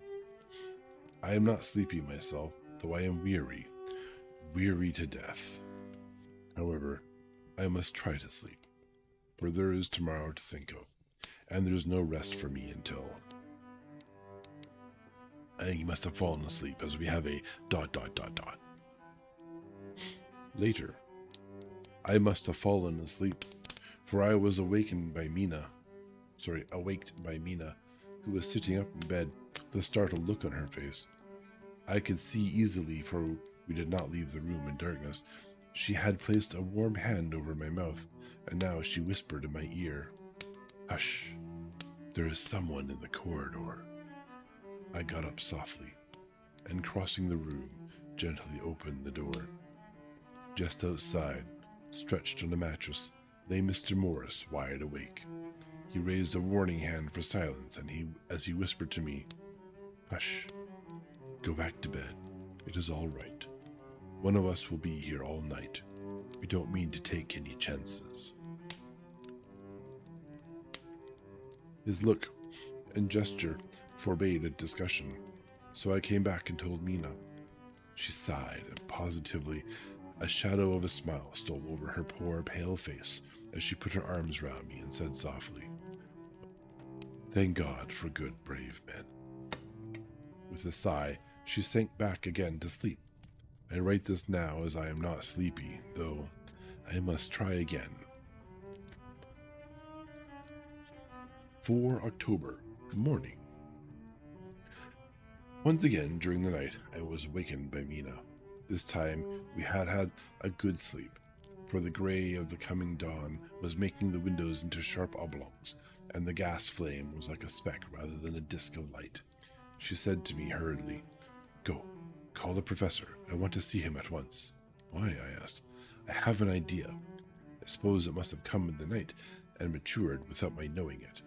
He must hypnotize me before the dawn, and then I shall be able to speak. Go quick, dearest. The time is getting close." I went to the door. Dr. Seward was resting on the mattress, and seeing me, he sprang to his feet. "Is there anything wrong?" he asked in alarm. "No," I replied, "but Mina wants to see Dr. Van Helsing at once." "I will go," he said, and hurried into the professor's room. In two or three minutes later, Van Helsing was in the room in his dressing gown, and Mr. Morris and Lord Godalming were with Dr. Seward at the door asking questions. When the professor saw Mina's smile, a positive smile ousted the anxiety of his face. He rubbed his hands as he said, "Oh, my dear Madam Mina, this is indeed a change. See, friend Jonathan, we have got our dear Madam Mina as of old back to us today." Then turning to her, he said cheerfully, "And what am I to do for you? At this hour you do not want me for nothings." You do not want me for nothings. That is a great sentence. I love that sentence. "I want you to hypnotize me," she said. "Do it before the dawn, for I feel that then I can speak, and speak freely. Be quick, for the time is short." Without a word, he motioned her to sit up in bed. Looking fixedly at her, he commenced to make passes in front of her, from over the top of her head downward, with each hand in turn. Mina gazed at him fixedly for a few minutes, during which my own heart beat like a trip hammer, for I felt that some crisis was at hand. Gradually, her eyes closed, and she sat, stock still. Only by the gentle heaving of her bosom could one know that she was alive. The professor made a few more passes and then stopped, and I could see that his forehead was covered with great beads of perspiration. Not even a pendulum-style clock on a chain? Just... And where's the sweat coming from? Must be tough to wave your hands in front of someone's head. Mina opened her eyes, but she did not seem the same woman. There was a far-away look in her eyes, and her voice had a sad dreaminess which was new to me. Raising his hand to impose silence, the professor motioned me to bring the others in. They came on tiptoe, closing the door behind them, and stood at the front of the bed looking on. Mina appeared not to see them. The stillness was broken by Van Helsing's voice, speaking in a low, level tone which would not break the current of her thoughts. "Where are you?" The answer came in a neutral way. "I do not know. Sleep has no place it can call its own." For several minutes there was silence. Mina sat rigid, and the professor stood staring at her fixedly.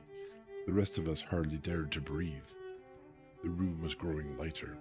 Without taking his eyes from Mina's face, Dr. Van Helsing motioned me to pull up the blind. I did so, and the day seemed just upon us.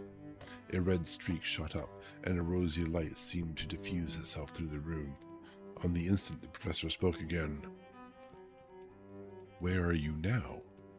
The answer came dreamily, but with intention. It were as though she were interpreting something. I have heard her use the same tone when reading her shorthand notes. I do not know. It is all strange to me. Do you see? I can see nothing. It is all dark. What do you hear?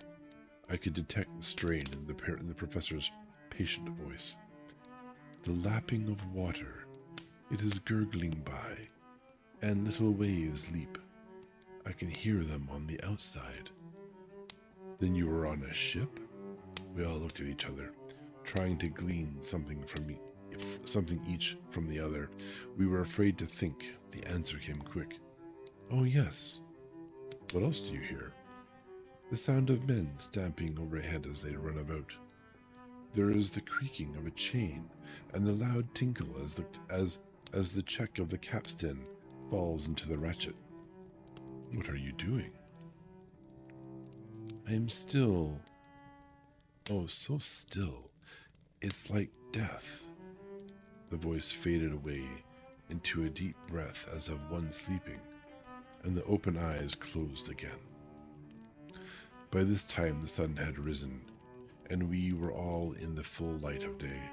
Dr. Van Helsing placed his hands on Mina's shoulders and laid her down softly on her pillow. She lay like a sleeping child for a few moments, and then, with a long sigh, awoke and stared in wonder to see us all around her. Have I been talking in my sleep?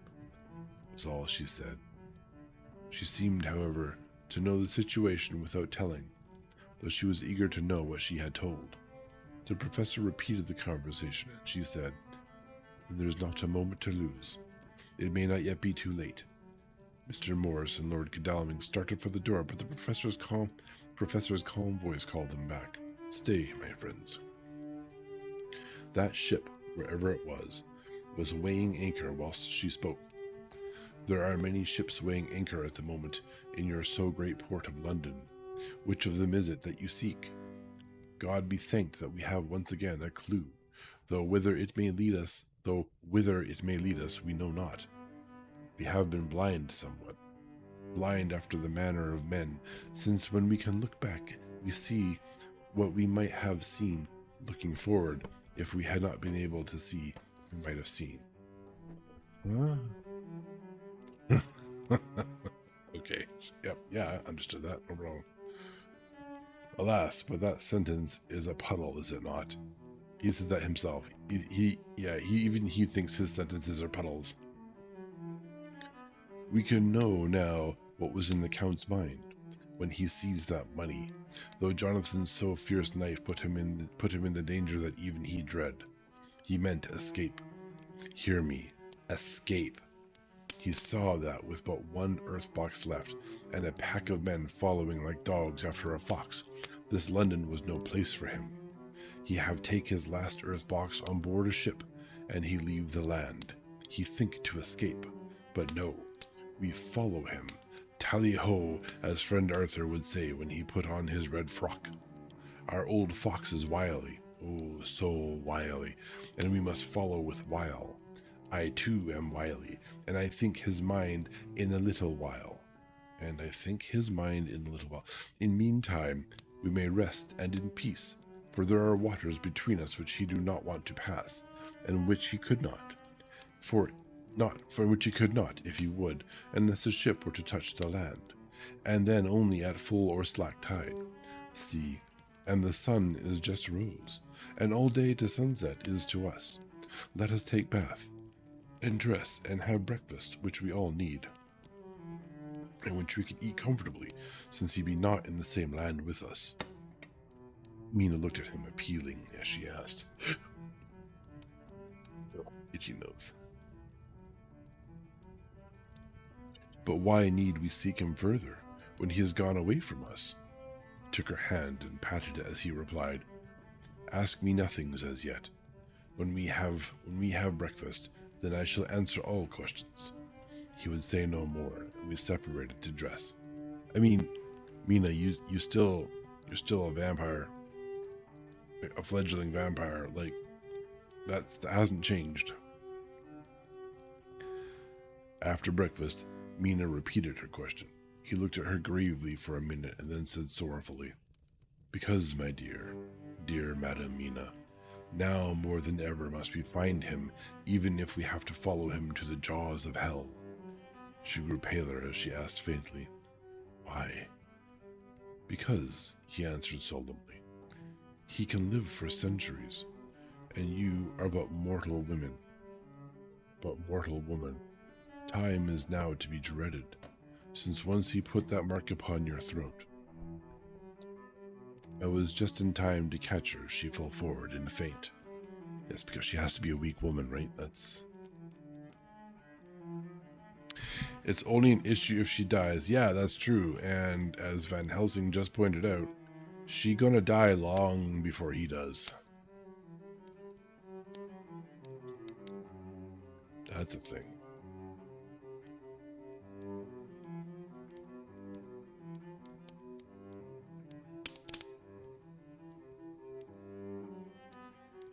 Spree. Chapter 24. Dr. Seward's phonograph diary, spoken by Van Helsing. Oh no. Maybe he's learning English better. This to Jonathan Harker. Don't laugh at me.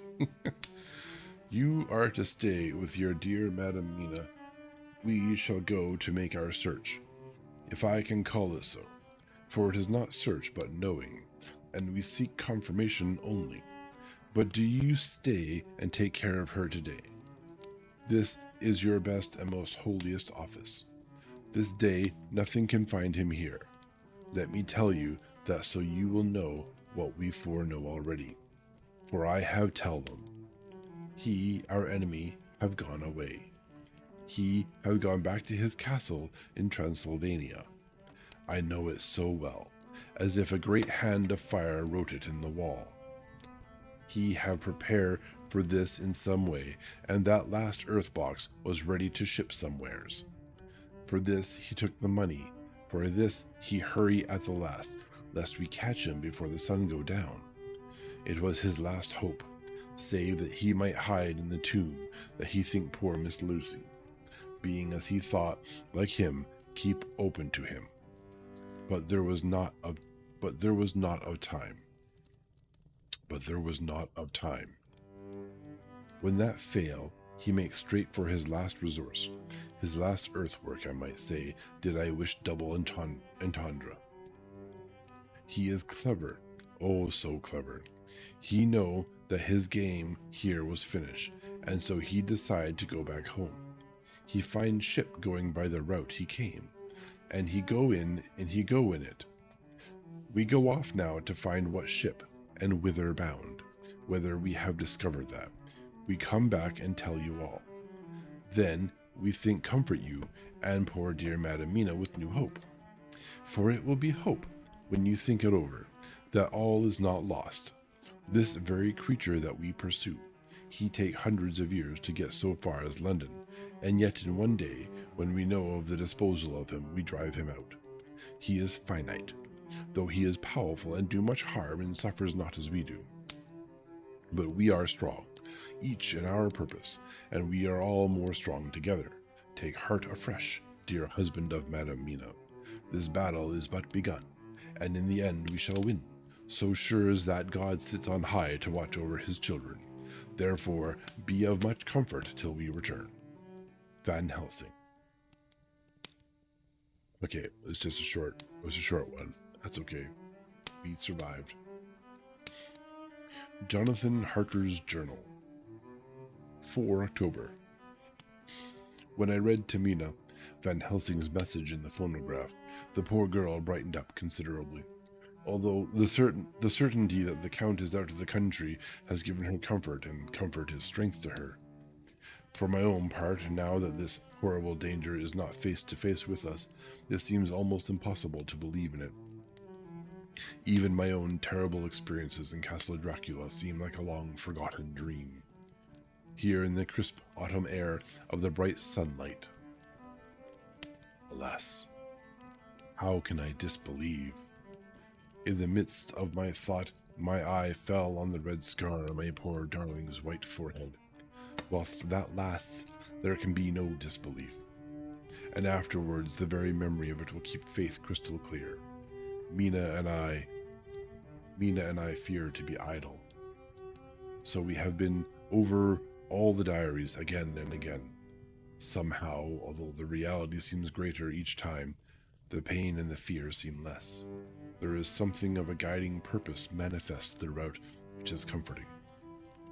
Mina says that perhaps we are the instruments of ultimate good. It may be. I shall try to think as she does. We have never spoken to each other yet of the future. It is better to wait till we see the professor and the others after the investigations. The day is running by more quickly than I had ever thought a day could run for me again. It is now 3 o'clock. And ads are starting, in theory, in 12 seconds, so we are going to let those play out. Let's see. We're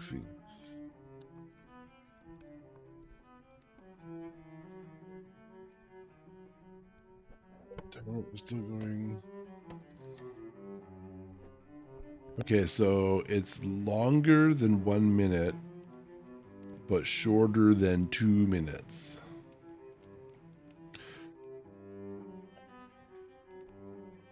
Not the ads. Hello, Lotus Dive. Thank you for joining us. Certainly, all first-time chatters are welcome. No second-time chatters, though. We're not that cool. Yeah, I guess you're here just in time for the ad. They haven't started yet, so that's fun. Yeah, we will start. We will commence after the ads are done. Which I had a really cool incoming progress bar for them, and now that progress bar relies on a certain API call from Twitch that is remarkably unreliable, much like all of Twitch's. There we go. We'll be back. You think maybe? Yeah, I see that. Here we go.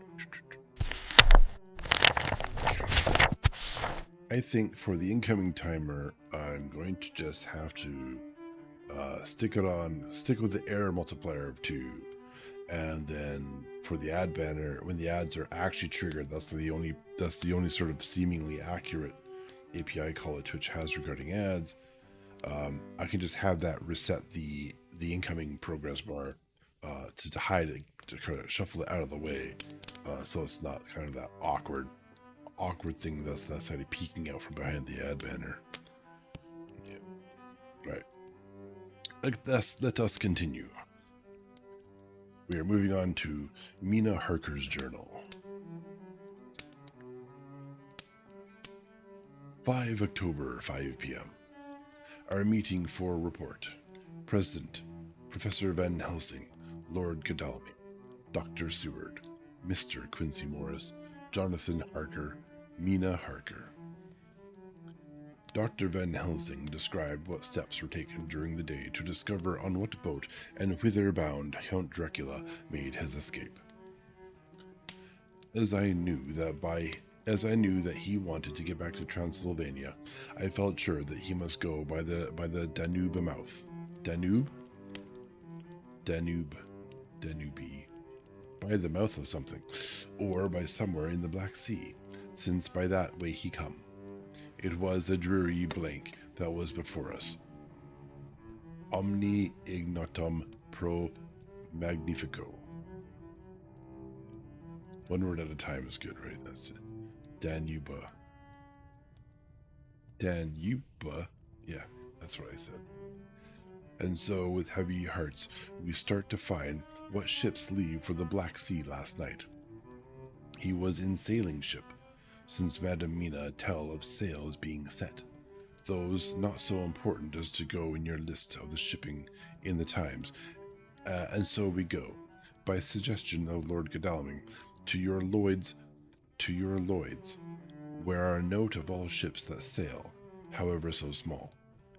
There we find that only one Black Sea-bound ship go out with the tide. She is the Tsarina Catherine, and she sailed from Doolittle's Wharf for Varna, and thence on to other parts and up to the Danube, or the Danube. I want to call it the Danube. So, said I, this is the ship whereupon is the Count. So off we go to Doolittle's wharf, and there we find a man in an office of wood so small the man looked bigger than the office. Important information, I guess.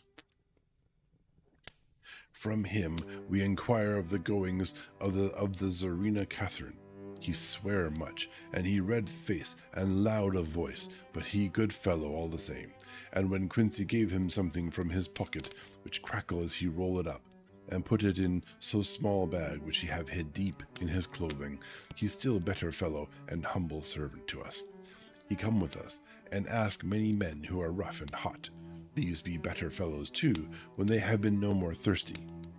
They say much of blood and bloom, and of others which I comprehend not, though I guess what they mean.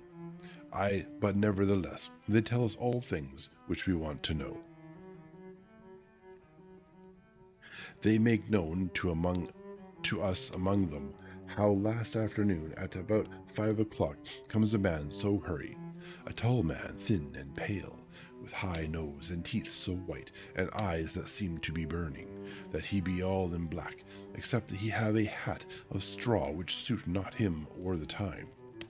That he scatter his money in making quick inquiry as to what ship sails for the Black Sea, and for where. Some took him to the office and then to the ship, where he will not go aboard, but halt at shore end of gangplank, and ask that the captain come to him. The captain come, when told what he will pay, when told that he will be pay well, and though he swear much at the first he agreed to term. Then the thin man go, and someone tell him where horse and cart can be hired. He go there, and soon he come again, himself driving cart, in which a great box, this he himself lift down, though it takes several to put it on truck for the ship. He give much talk to captain as to how and where his box is to be placed, but the captain like it not, and swear at him in many tongues, and tell him that if he like he can come and see where it shall be. But he say no, that he not come yet, for that he have much to do. Whereupon the captain tell him that he had better be quick with blood, for that his ship will leave the place of blood before the turn of the tide with blood. I don't understand why they're saying with blood. Then the thin man smile and say that of course he must go when he think fit, but he will be surprised if he go quite so soon. The captain swear again, polyglot, and the thin man make him bow and thank him, and say that he will so far intrude on his kindness as to come aboard before the sailing. Final, the captain, more red than ever, and did more tongues tell him that he doesn't want no Frenchmen, with bloom upon them, and also with blood in his ship, with blood on her also, and so, after asking where there might be so close at hand a ship where he might purchase ship forms, he departed. No one knew where he went, or bloomin' well cared, as they said, for they had something else to think of. Well, with blood again, for it soon became apparent to all that the Tsarina Catherine would not sail as expected. A thin mist began to creep up from the river, and it grew and grew, till soon a dense fog enveloped the ship and all around her. The captain swore polyglot, very polyglot with bloom and blood, but he could do nothing. The water rose and rose, and he began to fear that he would lose the tide altogether. He was in no friendly mood, when just at full tide, the thin man came up the gangplank again, and asked to see where his box had been stowed. And the captain replied that he wished that he and his box, old and with much bloom and blood, were in hell. But the thin man did not be offended, and went down with the mate and saw where it was placed, and came up and stood a while on deck in fog. He must have come off by himself, for none noticed him. Indeed, they thought not of him, for soon the fog began to melt away, and all was clear again. My friends of the thirst in the language that was of bloom and blood laughed, as they told how the captain's swears exceeded even his usual polyglot, and was more than ever full of picturesque when on questioning the other mariners, who were on movement up and down on the river that hour. He found that few of them had seen any fog at all, except where it lay round the wharf. However, the ship went out on the ebb tide, and was doubtless by morning far down the river mouth. She was by then, when they told us, well out to sea. Oh, the man likely kept saying bloody as swearing. Yeah, I kind of figured out in the end there that bloom and blood was part of his polyglot swearing, I guess. And so, my dear Madam Mina, it is that we have to rest for a time, for our enemy is on the sea, with the fog at his command, on his way to the Danube mouth. To sail a ship takes time, goes she never so quick, and when we start we go on land more quick, and we meet him there. Our best hope is to come on him when in the box between sunrise and sunset, for then he can make no struggle, and we may deal with him as we should. There are days for us in which we can make ready our plan. We know all about where he go, for we have seen the owner of the ship, who have shown us invoices and all papers that can be. The box we seek is to be landed in Varna, and to be given to an agent, one Aristix, who will there present his credentials, and so our merchant friend will have done his part. When he asked if there be any wrong for that, so he can telegraph and have inquiry made at Varna. We say no, for what is to be done is not for police or of the customs. It must be done by us alone, and in our own way. When Dr. Van Helsing had done speaking, I asked him if we were certain that the Count had remained on board the ship. He replied, "We have the best proof of that, your own evidence, when in the hypnotic trance this morning." I asked him again if it were really necessary that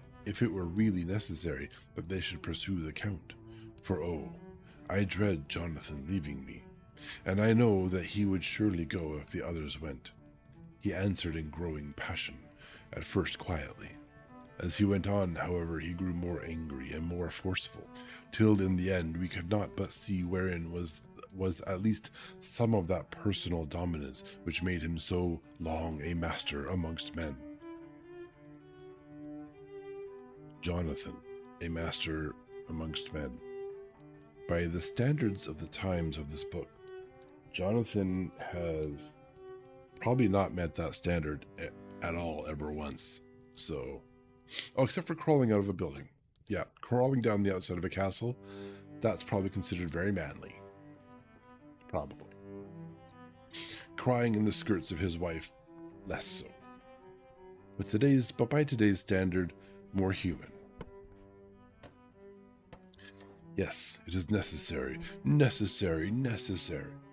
For your sake in the first, and then for the sake of humanity. This monster has done much harm already in the narrow scope where he find himself, and in the short time when as yet he was only as a body groping his so small measure in darkness and not knowing. All this I have told these others. You, my dear Madam Mina, will learn it in the phonograph of my friend John, or in that of your husband. I have told them how the measure of leaving his own barren land, barren of peoples, and coming to a new land where life of man teems till they are like the multitude of standing corn, was the work of centuries. Were another of the undead like him to try to do what he has done, perhaps not all the centuries of the world that have been or that will be could aid him.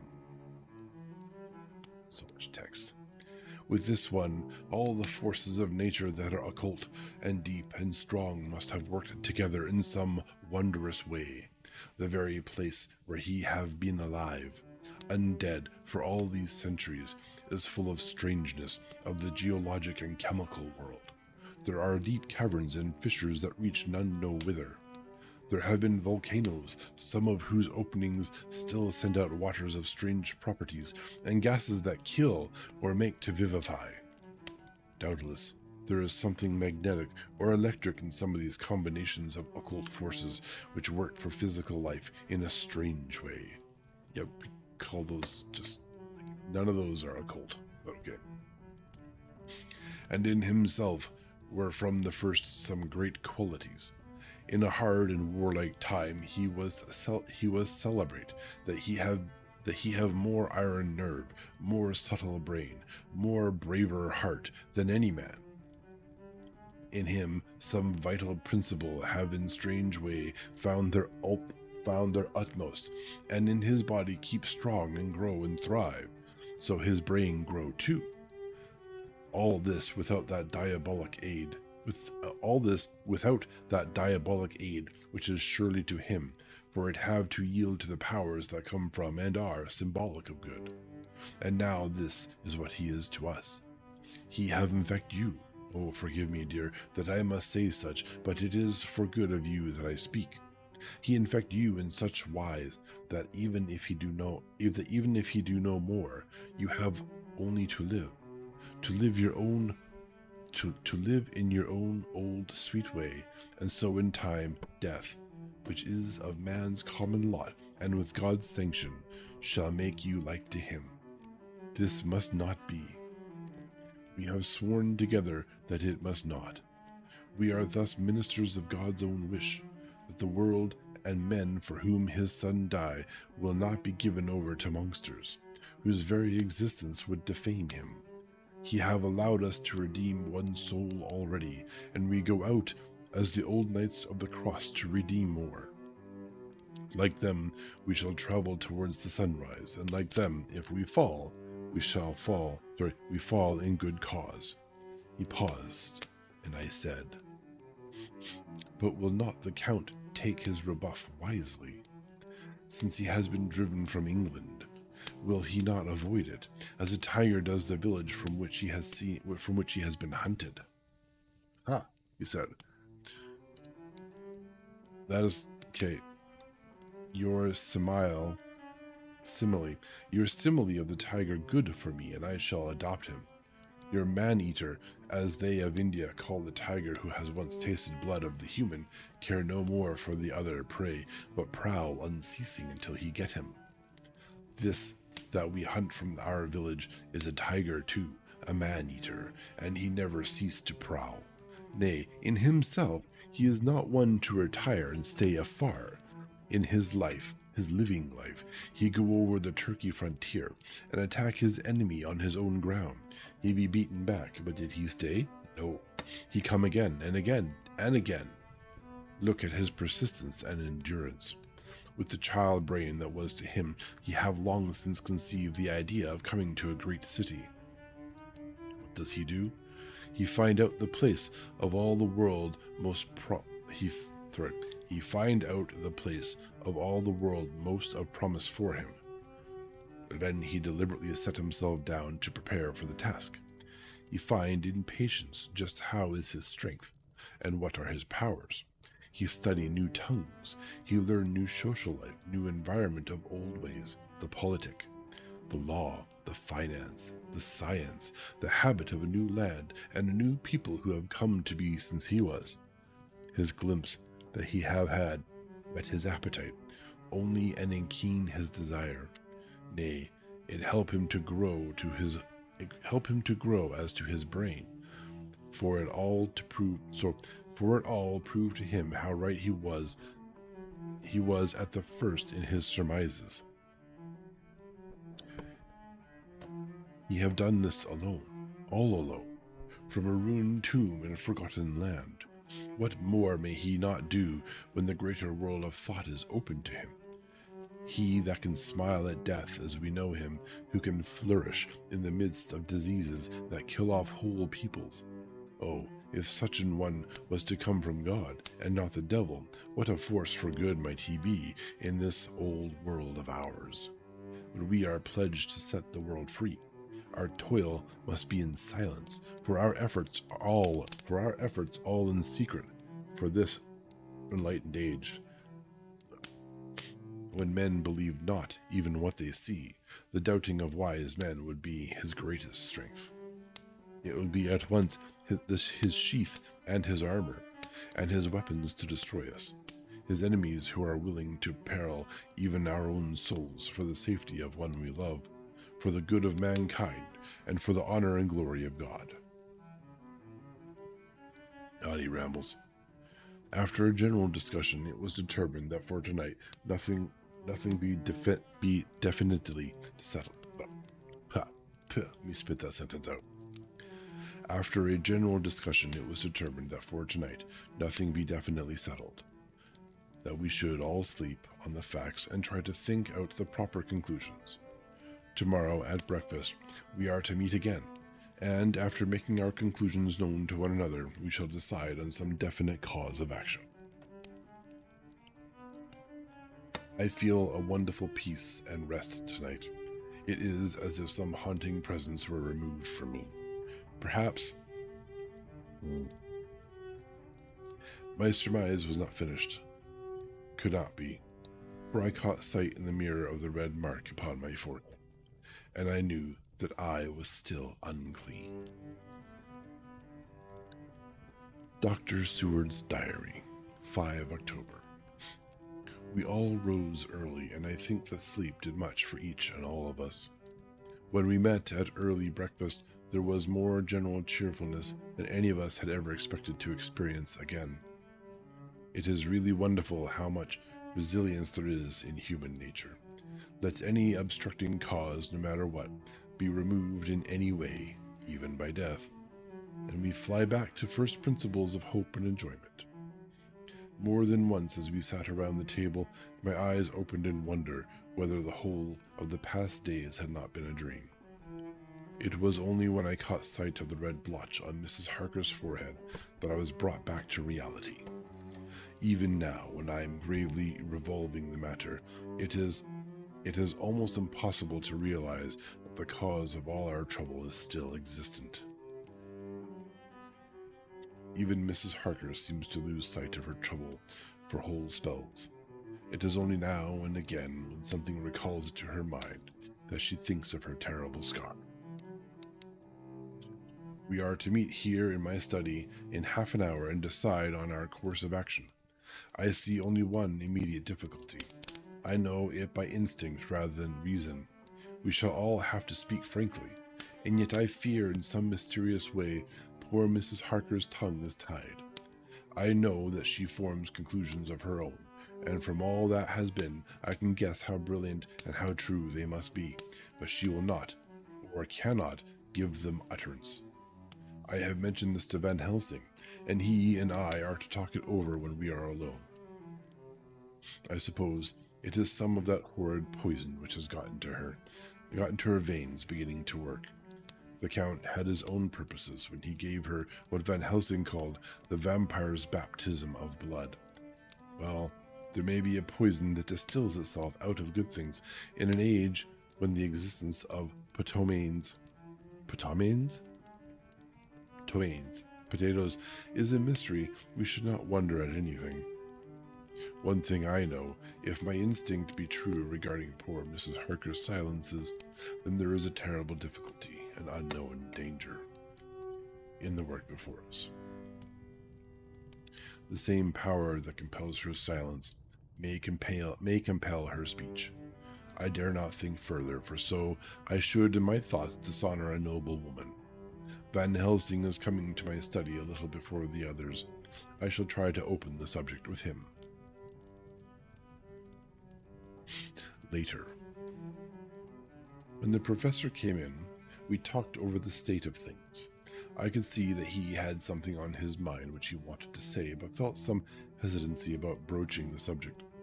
After beating about the bush a little, he said suddenly, "Friend John, there is something that you and I must talk of alone. Just at first, at any rate.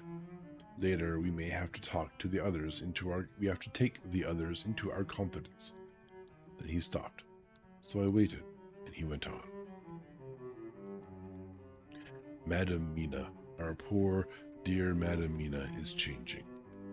I A cold shiver ran through me to find my worst fears thus endorsed. Van Helsing continued. It's a sad experience of Miss Lucy. We must this time be warned before things go too far. Our task is now in reality more difficult than ever, and this new trouble makes every hour of the direst importance. I can see the characteristics of the vampire coming in her face, but it is now but very, very slight, but it is to be seen if we have eyes to notice without too prejudice, right? Her teeth are some sharper, and at times her eyes are more hard. But these are not all. There is to her the silence now often, as so it was with Miss Lucy. She did not speak, even when she wrote that which she wished to be known later. Now my fear is this. If it be that she can, by our hypnotic trance, tell what the Count see and hear, is it not more true that he who have hypnotize her first, and who have drink of her very blood, and make her drink of his, should, if he will, compel her mind to disclose to him that which she know? I nodded acquiescence, and he went on. Then, what we must do is to prevent this. We must keep her ignorant of our intent, and so she cannot tell what she know not. This is a painful task. Oh, so painful that it heartbreak me to think of, but it must be. When today we meet, I must tell her that for reason which we will not to speak, she must not more be of our counsel, but be simply guarded by us. He wiped his forehead, which had broken out in a profuse perspiration at the thought of the pain which he might have to inflict upon the poor soul already so tortured. I knew that it would be some sort of comfort to him if I told him that I also had come to the same conclusion, for at any rate it would take away the pain of doubt. I told him, and the effect was as I expected. It is now close to the time of our general gathering. Van Helsing has gone away to prepare for the meeting, and his painful part of it. I really believe his purpose is to be able to pray alone. Now we have to lie to her. It went so well last time. Yeah, but there's actual grounds for this other than the poor weak woman would cry a lot, which, in the end turned out to be that she cried the least of all the men. And so yeah, at least now, honestly, if it were me, I would give her a different plan that I was going to take. You could utilize this as an asset, as a resource. Yeah, you're going to lie to her, but you're lying to him, not to her. You can clear the air with her later. You can update her, bring her up to speed, and say sorry. But you can use this you can use this to your advantage, right? That's what I would do.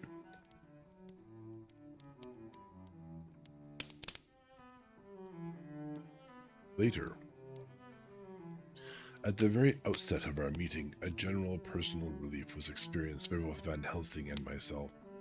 Mrs. Harker had sent a message by her husband to say that she would not join us at present, as she thought it better that we should be free to discuss our movements without her presence to embarrass us. The professor and I looked at each other for an instant, and somehow we both seemed relieved. For my own part, I thought that if Mrs. Harker realized the danger herself, it was much pain as well as much danger averted. Under the circumstances, we agreed, by a questioning look and answer with finger on lip, to preserve silence in our suspicions, until we should have been able to confer alone again. We went at once into our plan of campaign. Van Helsing roughly put the facts before us first. You know what? I would tell Jonathan, in this case, I would tell Jonathan the lie, hoping that Jonathan would tell Mina, and then we would take Jonathan on a different path and tell him later on. Oh, convoluted. So where was I? Ah yes, Van Helsing roughly putting the facts before us first. The Tsarina Catherine left the Thames yesterday morning. The Thames. You may be smarter than Van Helsing. Yeah, I probably am. probably am. Yeah, I can speak better too. It will take her the quickest speed she has ever made at least 3 weeks to reach Varna. We can travel overland to the same place in 3 days. Really? 3 weeks by boat, but 3 days by foot? Or car, I guess? Perhaps car? That's a slow boat. Now, if we allow for 2 days less for the ship's voyage, owing to such weather influences as we know that the Count can bring to bear, and if we allow a whole day and night for any delays which may occur to us, then we have a margin of nearly 2 weeks. Thus, in order to be quite safe, we must leave here on 17th at latest. Then we shall at any rate be in Varna a day before the ship arrives, and be able to make such preparations as may be necessary. Of course, we shall all go armed against evil things, spiritual as well as physical. They don't have a giant box of dirt? Huh? They do have a giant box of dirt, though, on the ship. Who doesn't have it? Like many other people don't have a giant box of dirt. I'm not sure what you mean by that.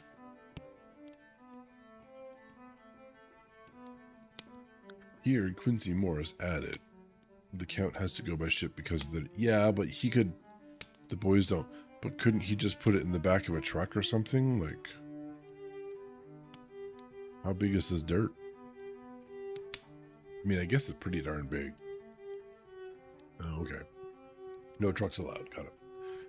Quincy Morris added, I understand that the Count comes from a wolf country, and it may be that he shall get there before us.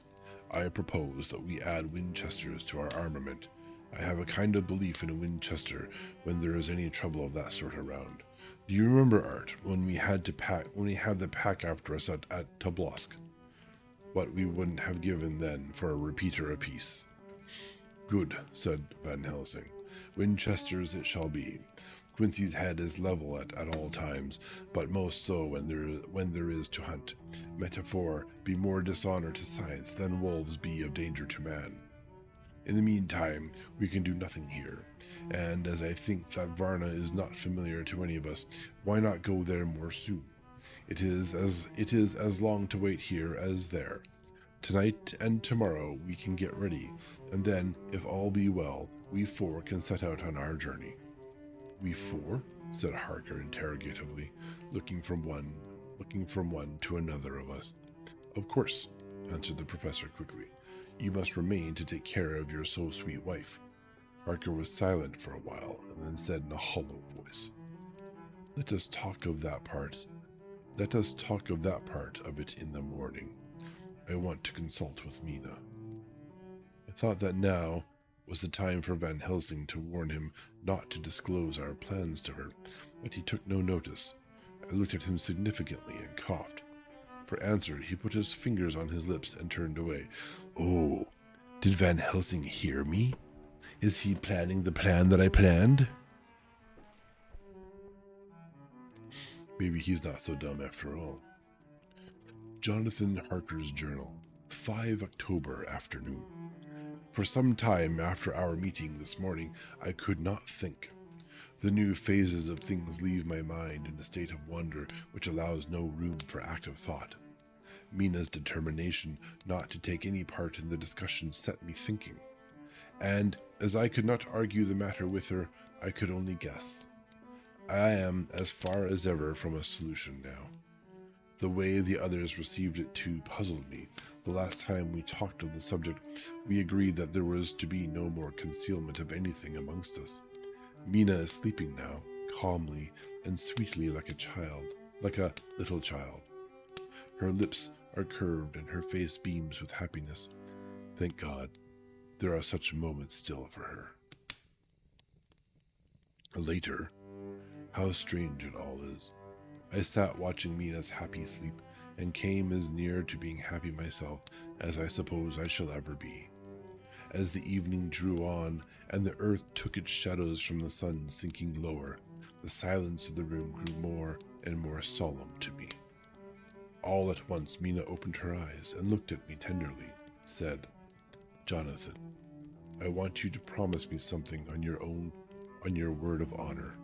A promise made to me, but made holy in God's hearing, and not to be broken though I should go down on my knees and implore you with bitter tears. Quick, you must make it to me at once." "Mina," I said, "a promise like that, I cannot make at once. I may have no right to make it." "But dear one," she said, with such spiritual intensity that her eyes were like the pole stars, "it is I who wish it, and it is not for myself. You can ask Dr. Van Helsing if I am not right. If he disagrees, you may do as you will. Nay, more, if you all agree, later you are absolved from the promise." "I promise," I said, and for a moment she looked supremely happy. Though, to me, all happiness for her was denied by the red scar on her forehead. She said, "Promise me that you will not tell me anything of the plans formed for the campaign against the Count, not by word or inference or implication, not at any time whilst this remains to me." She solemnly pointed to the scar. I saw that she was in earnest, and said solemnly, "I promise." And as I said it, I felt that from that instant a door had been shut between us. No, no, no, no, no. That's not a shutting door. That door is not being shut. That is like permission. She just gave you permission to do the thing that you're supposed to do, right? Which is really, honestly, it's a plot device. It's an easy out, but it's fine. I like it this way. A door has not been shut between you, good Lord. You've already done the whole not tell her something. Now she's asking you to not tell her something. Why is that a shut door? Later, midnight. Mina has been bright and cheerful all the evening, so much so that all the rest seemed to take courage, as if infected somewhat with her gaiety. As a result, even I myself felt as if the pall of gloom which weighs us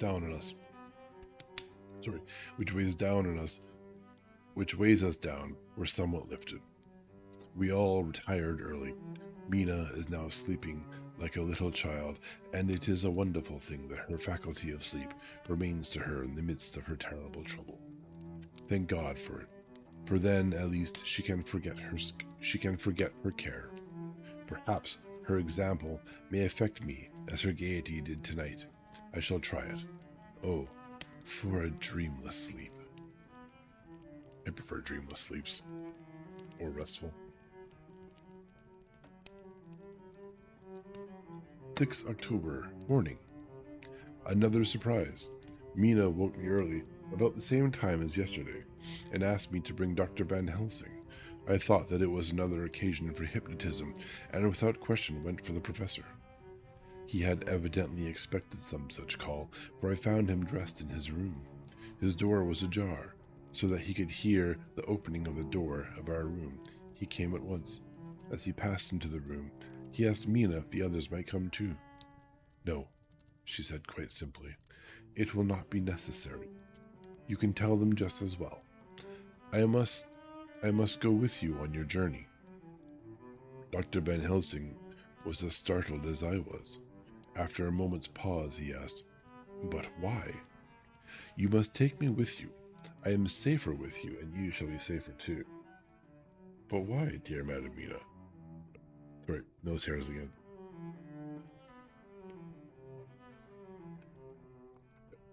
There. I think I got it, fine. You proud of me? Let's see. Yes, but why, dear Madam Mina? You know that your safety is our solemnest duty. We go into danger to which you are, or may be, more liable than any of us from circumstances, things that have been. Paused, embarrassed. As she replied, she raised her finger and pointed to her forehead. "I know. That is why I must go. I can tell you now, Whilst the sun is coming up, I may not be able again. I know that when the Count wills me, I must go.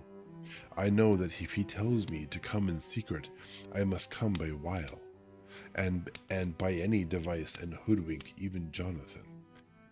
God saw the look that she turned on me as she spoke, and if there be indeed a recording angel that look is noted to her everlasting honor. I could only clasp her hand. I could not speak. My emotion was too great for even the relief of tears. She went on. You men are brave and strong. You are strong in your numbers, for you can defy that which would break down the human endurance of one who had to guard alone. Besides, I may be of service, since you can hypnotize me and so learn that which even I myself do not know.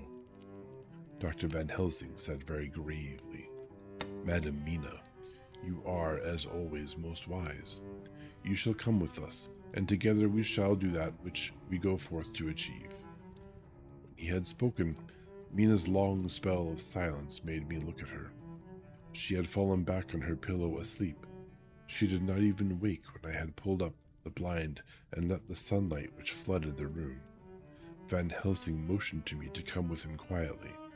We went to his room, and within a minute Lord Godalming, Dr. Seward, and Mr. Morris were with us also. He told them what Mina had said and went on. In the morning we shall leave for Varna. We have now to deal with a new factor, Madam Mina. Oh, but her soul is true. It is to her an agony to tell us so much as she has done, but it is most right, and we are warned in time.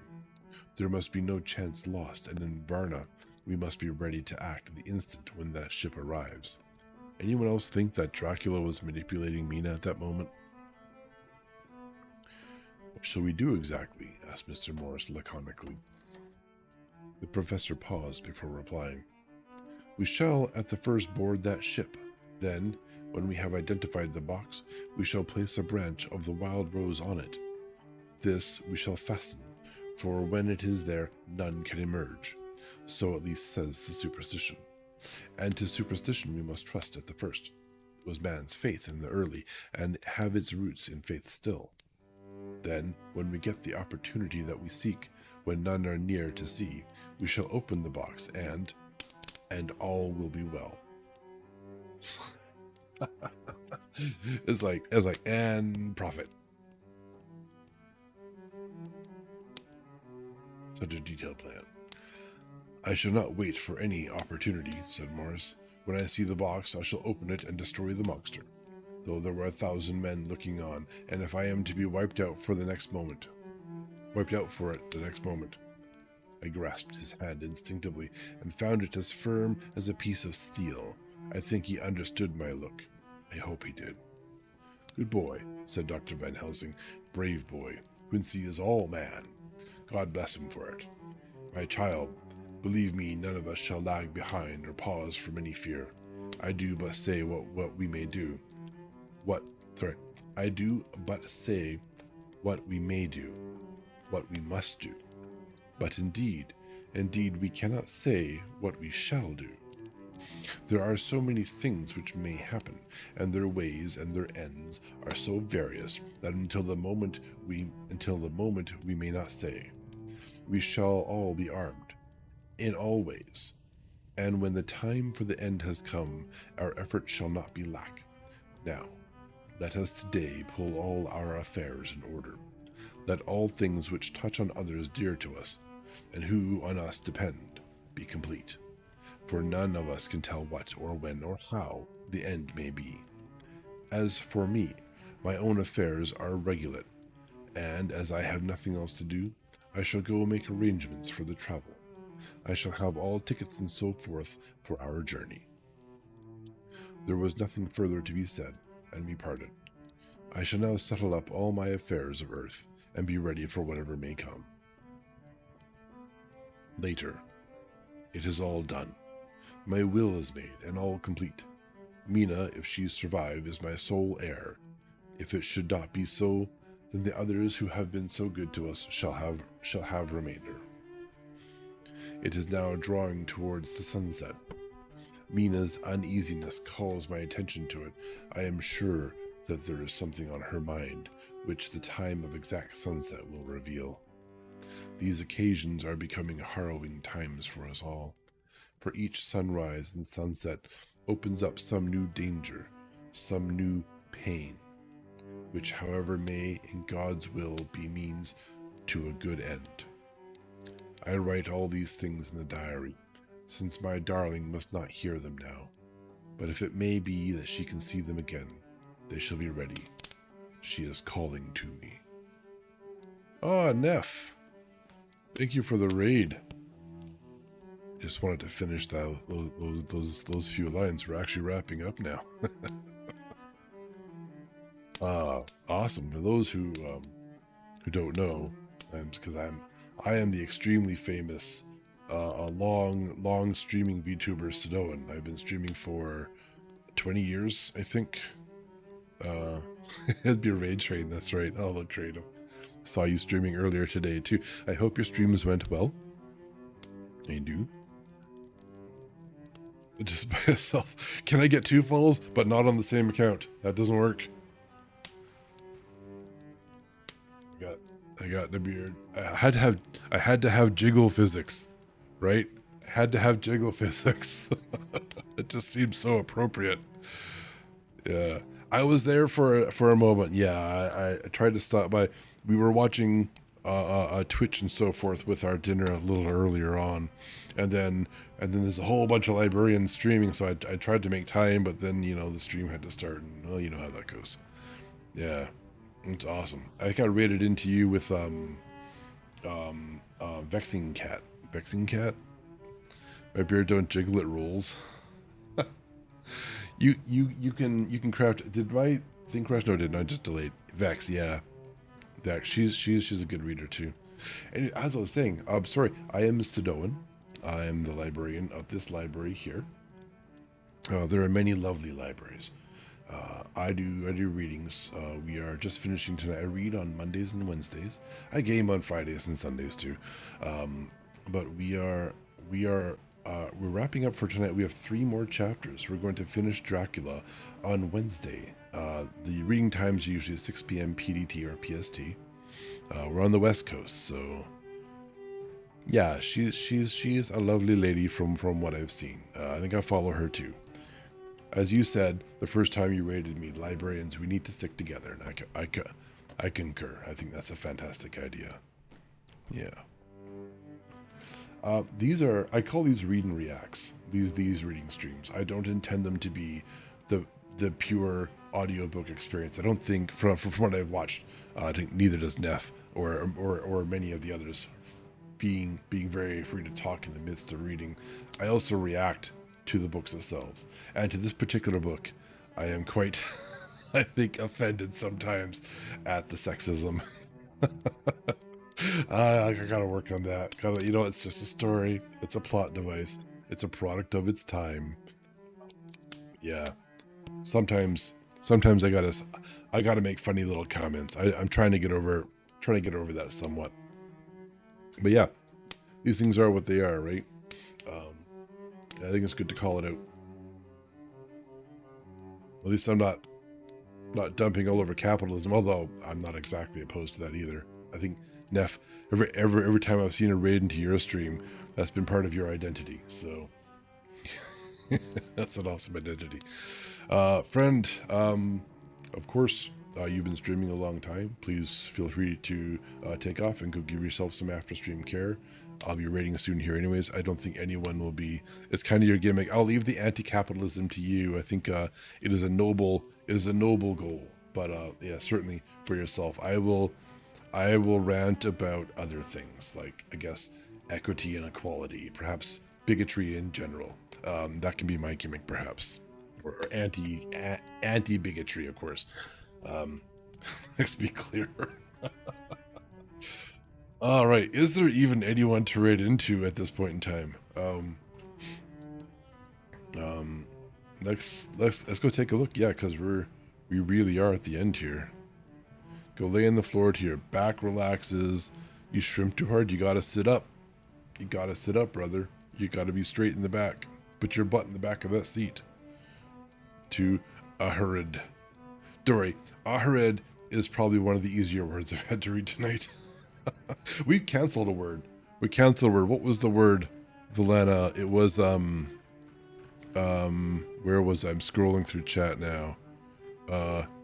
Exigency. Exigency, yeah. That's no longer a word. No one's allowed to use it anymore. It's too hard to say. Yeah. Cool. Now with that difficult fact out of the way, that tragic moment where we destroy a word. Where on earth is my browser? Here we go. Why is shield mode on? Did we put shield mode on? Did shield mode not go off for the whole frickin' stream?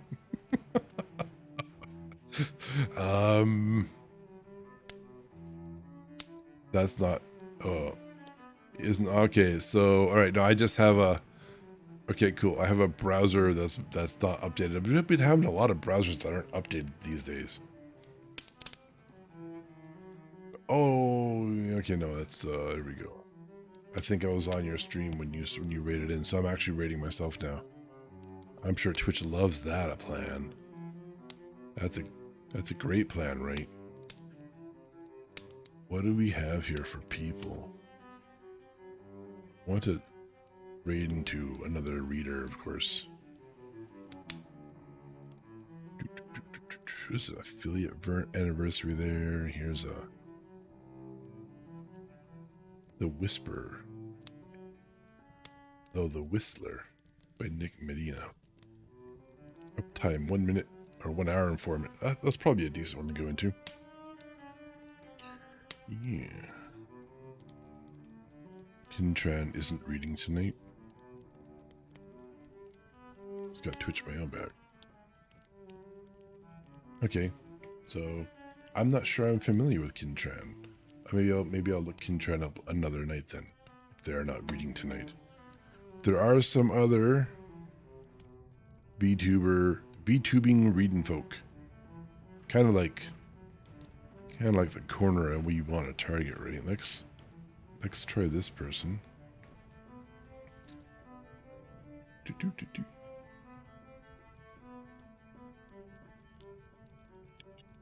Okay, cool. Awesome. I'm going to start this. All right. Everybody, thank you very much for stopping by. Neff, thank you for bringing your community here. It's always appreciated.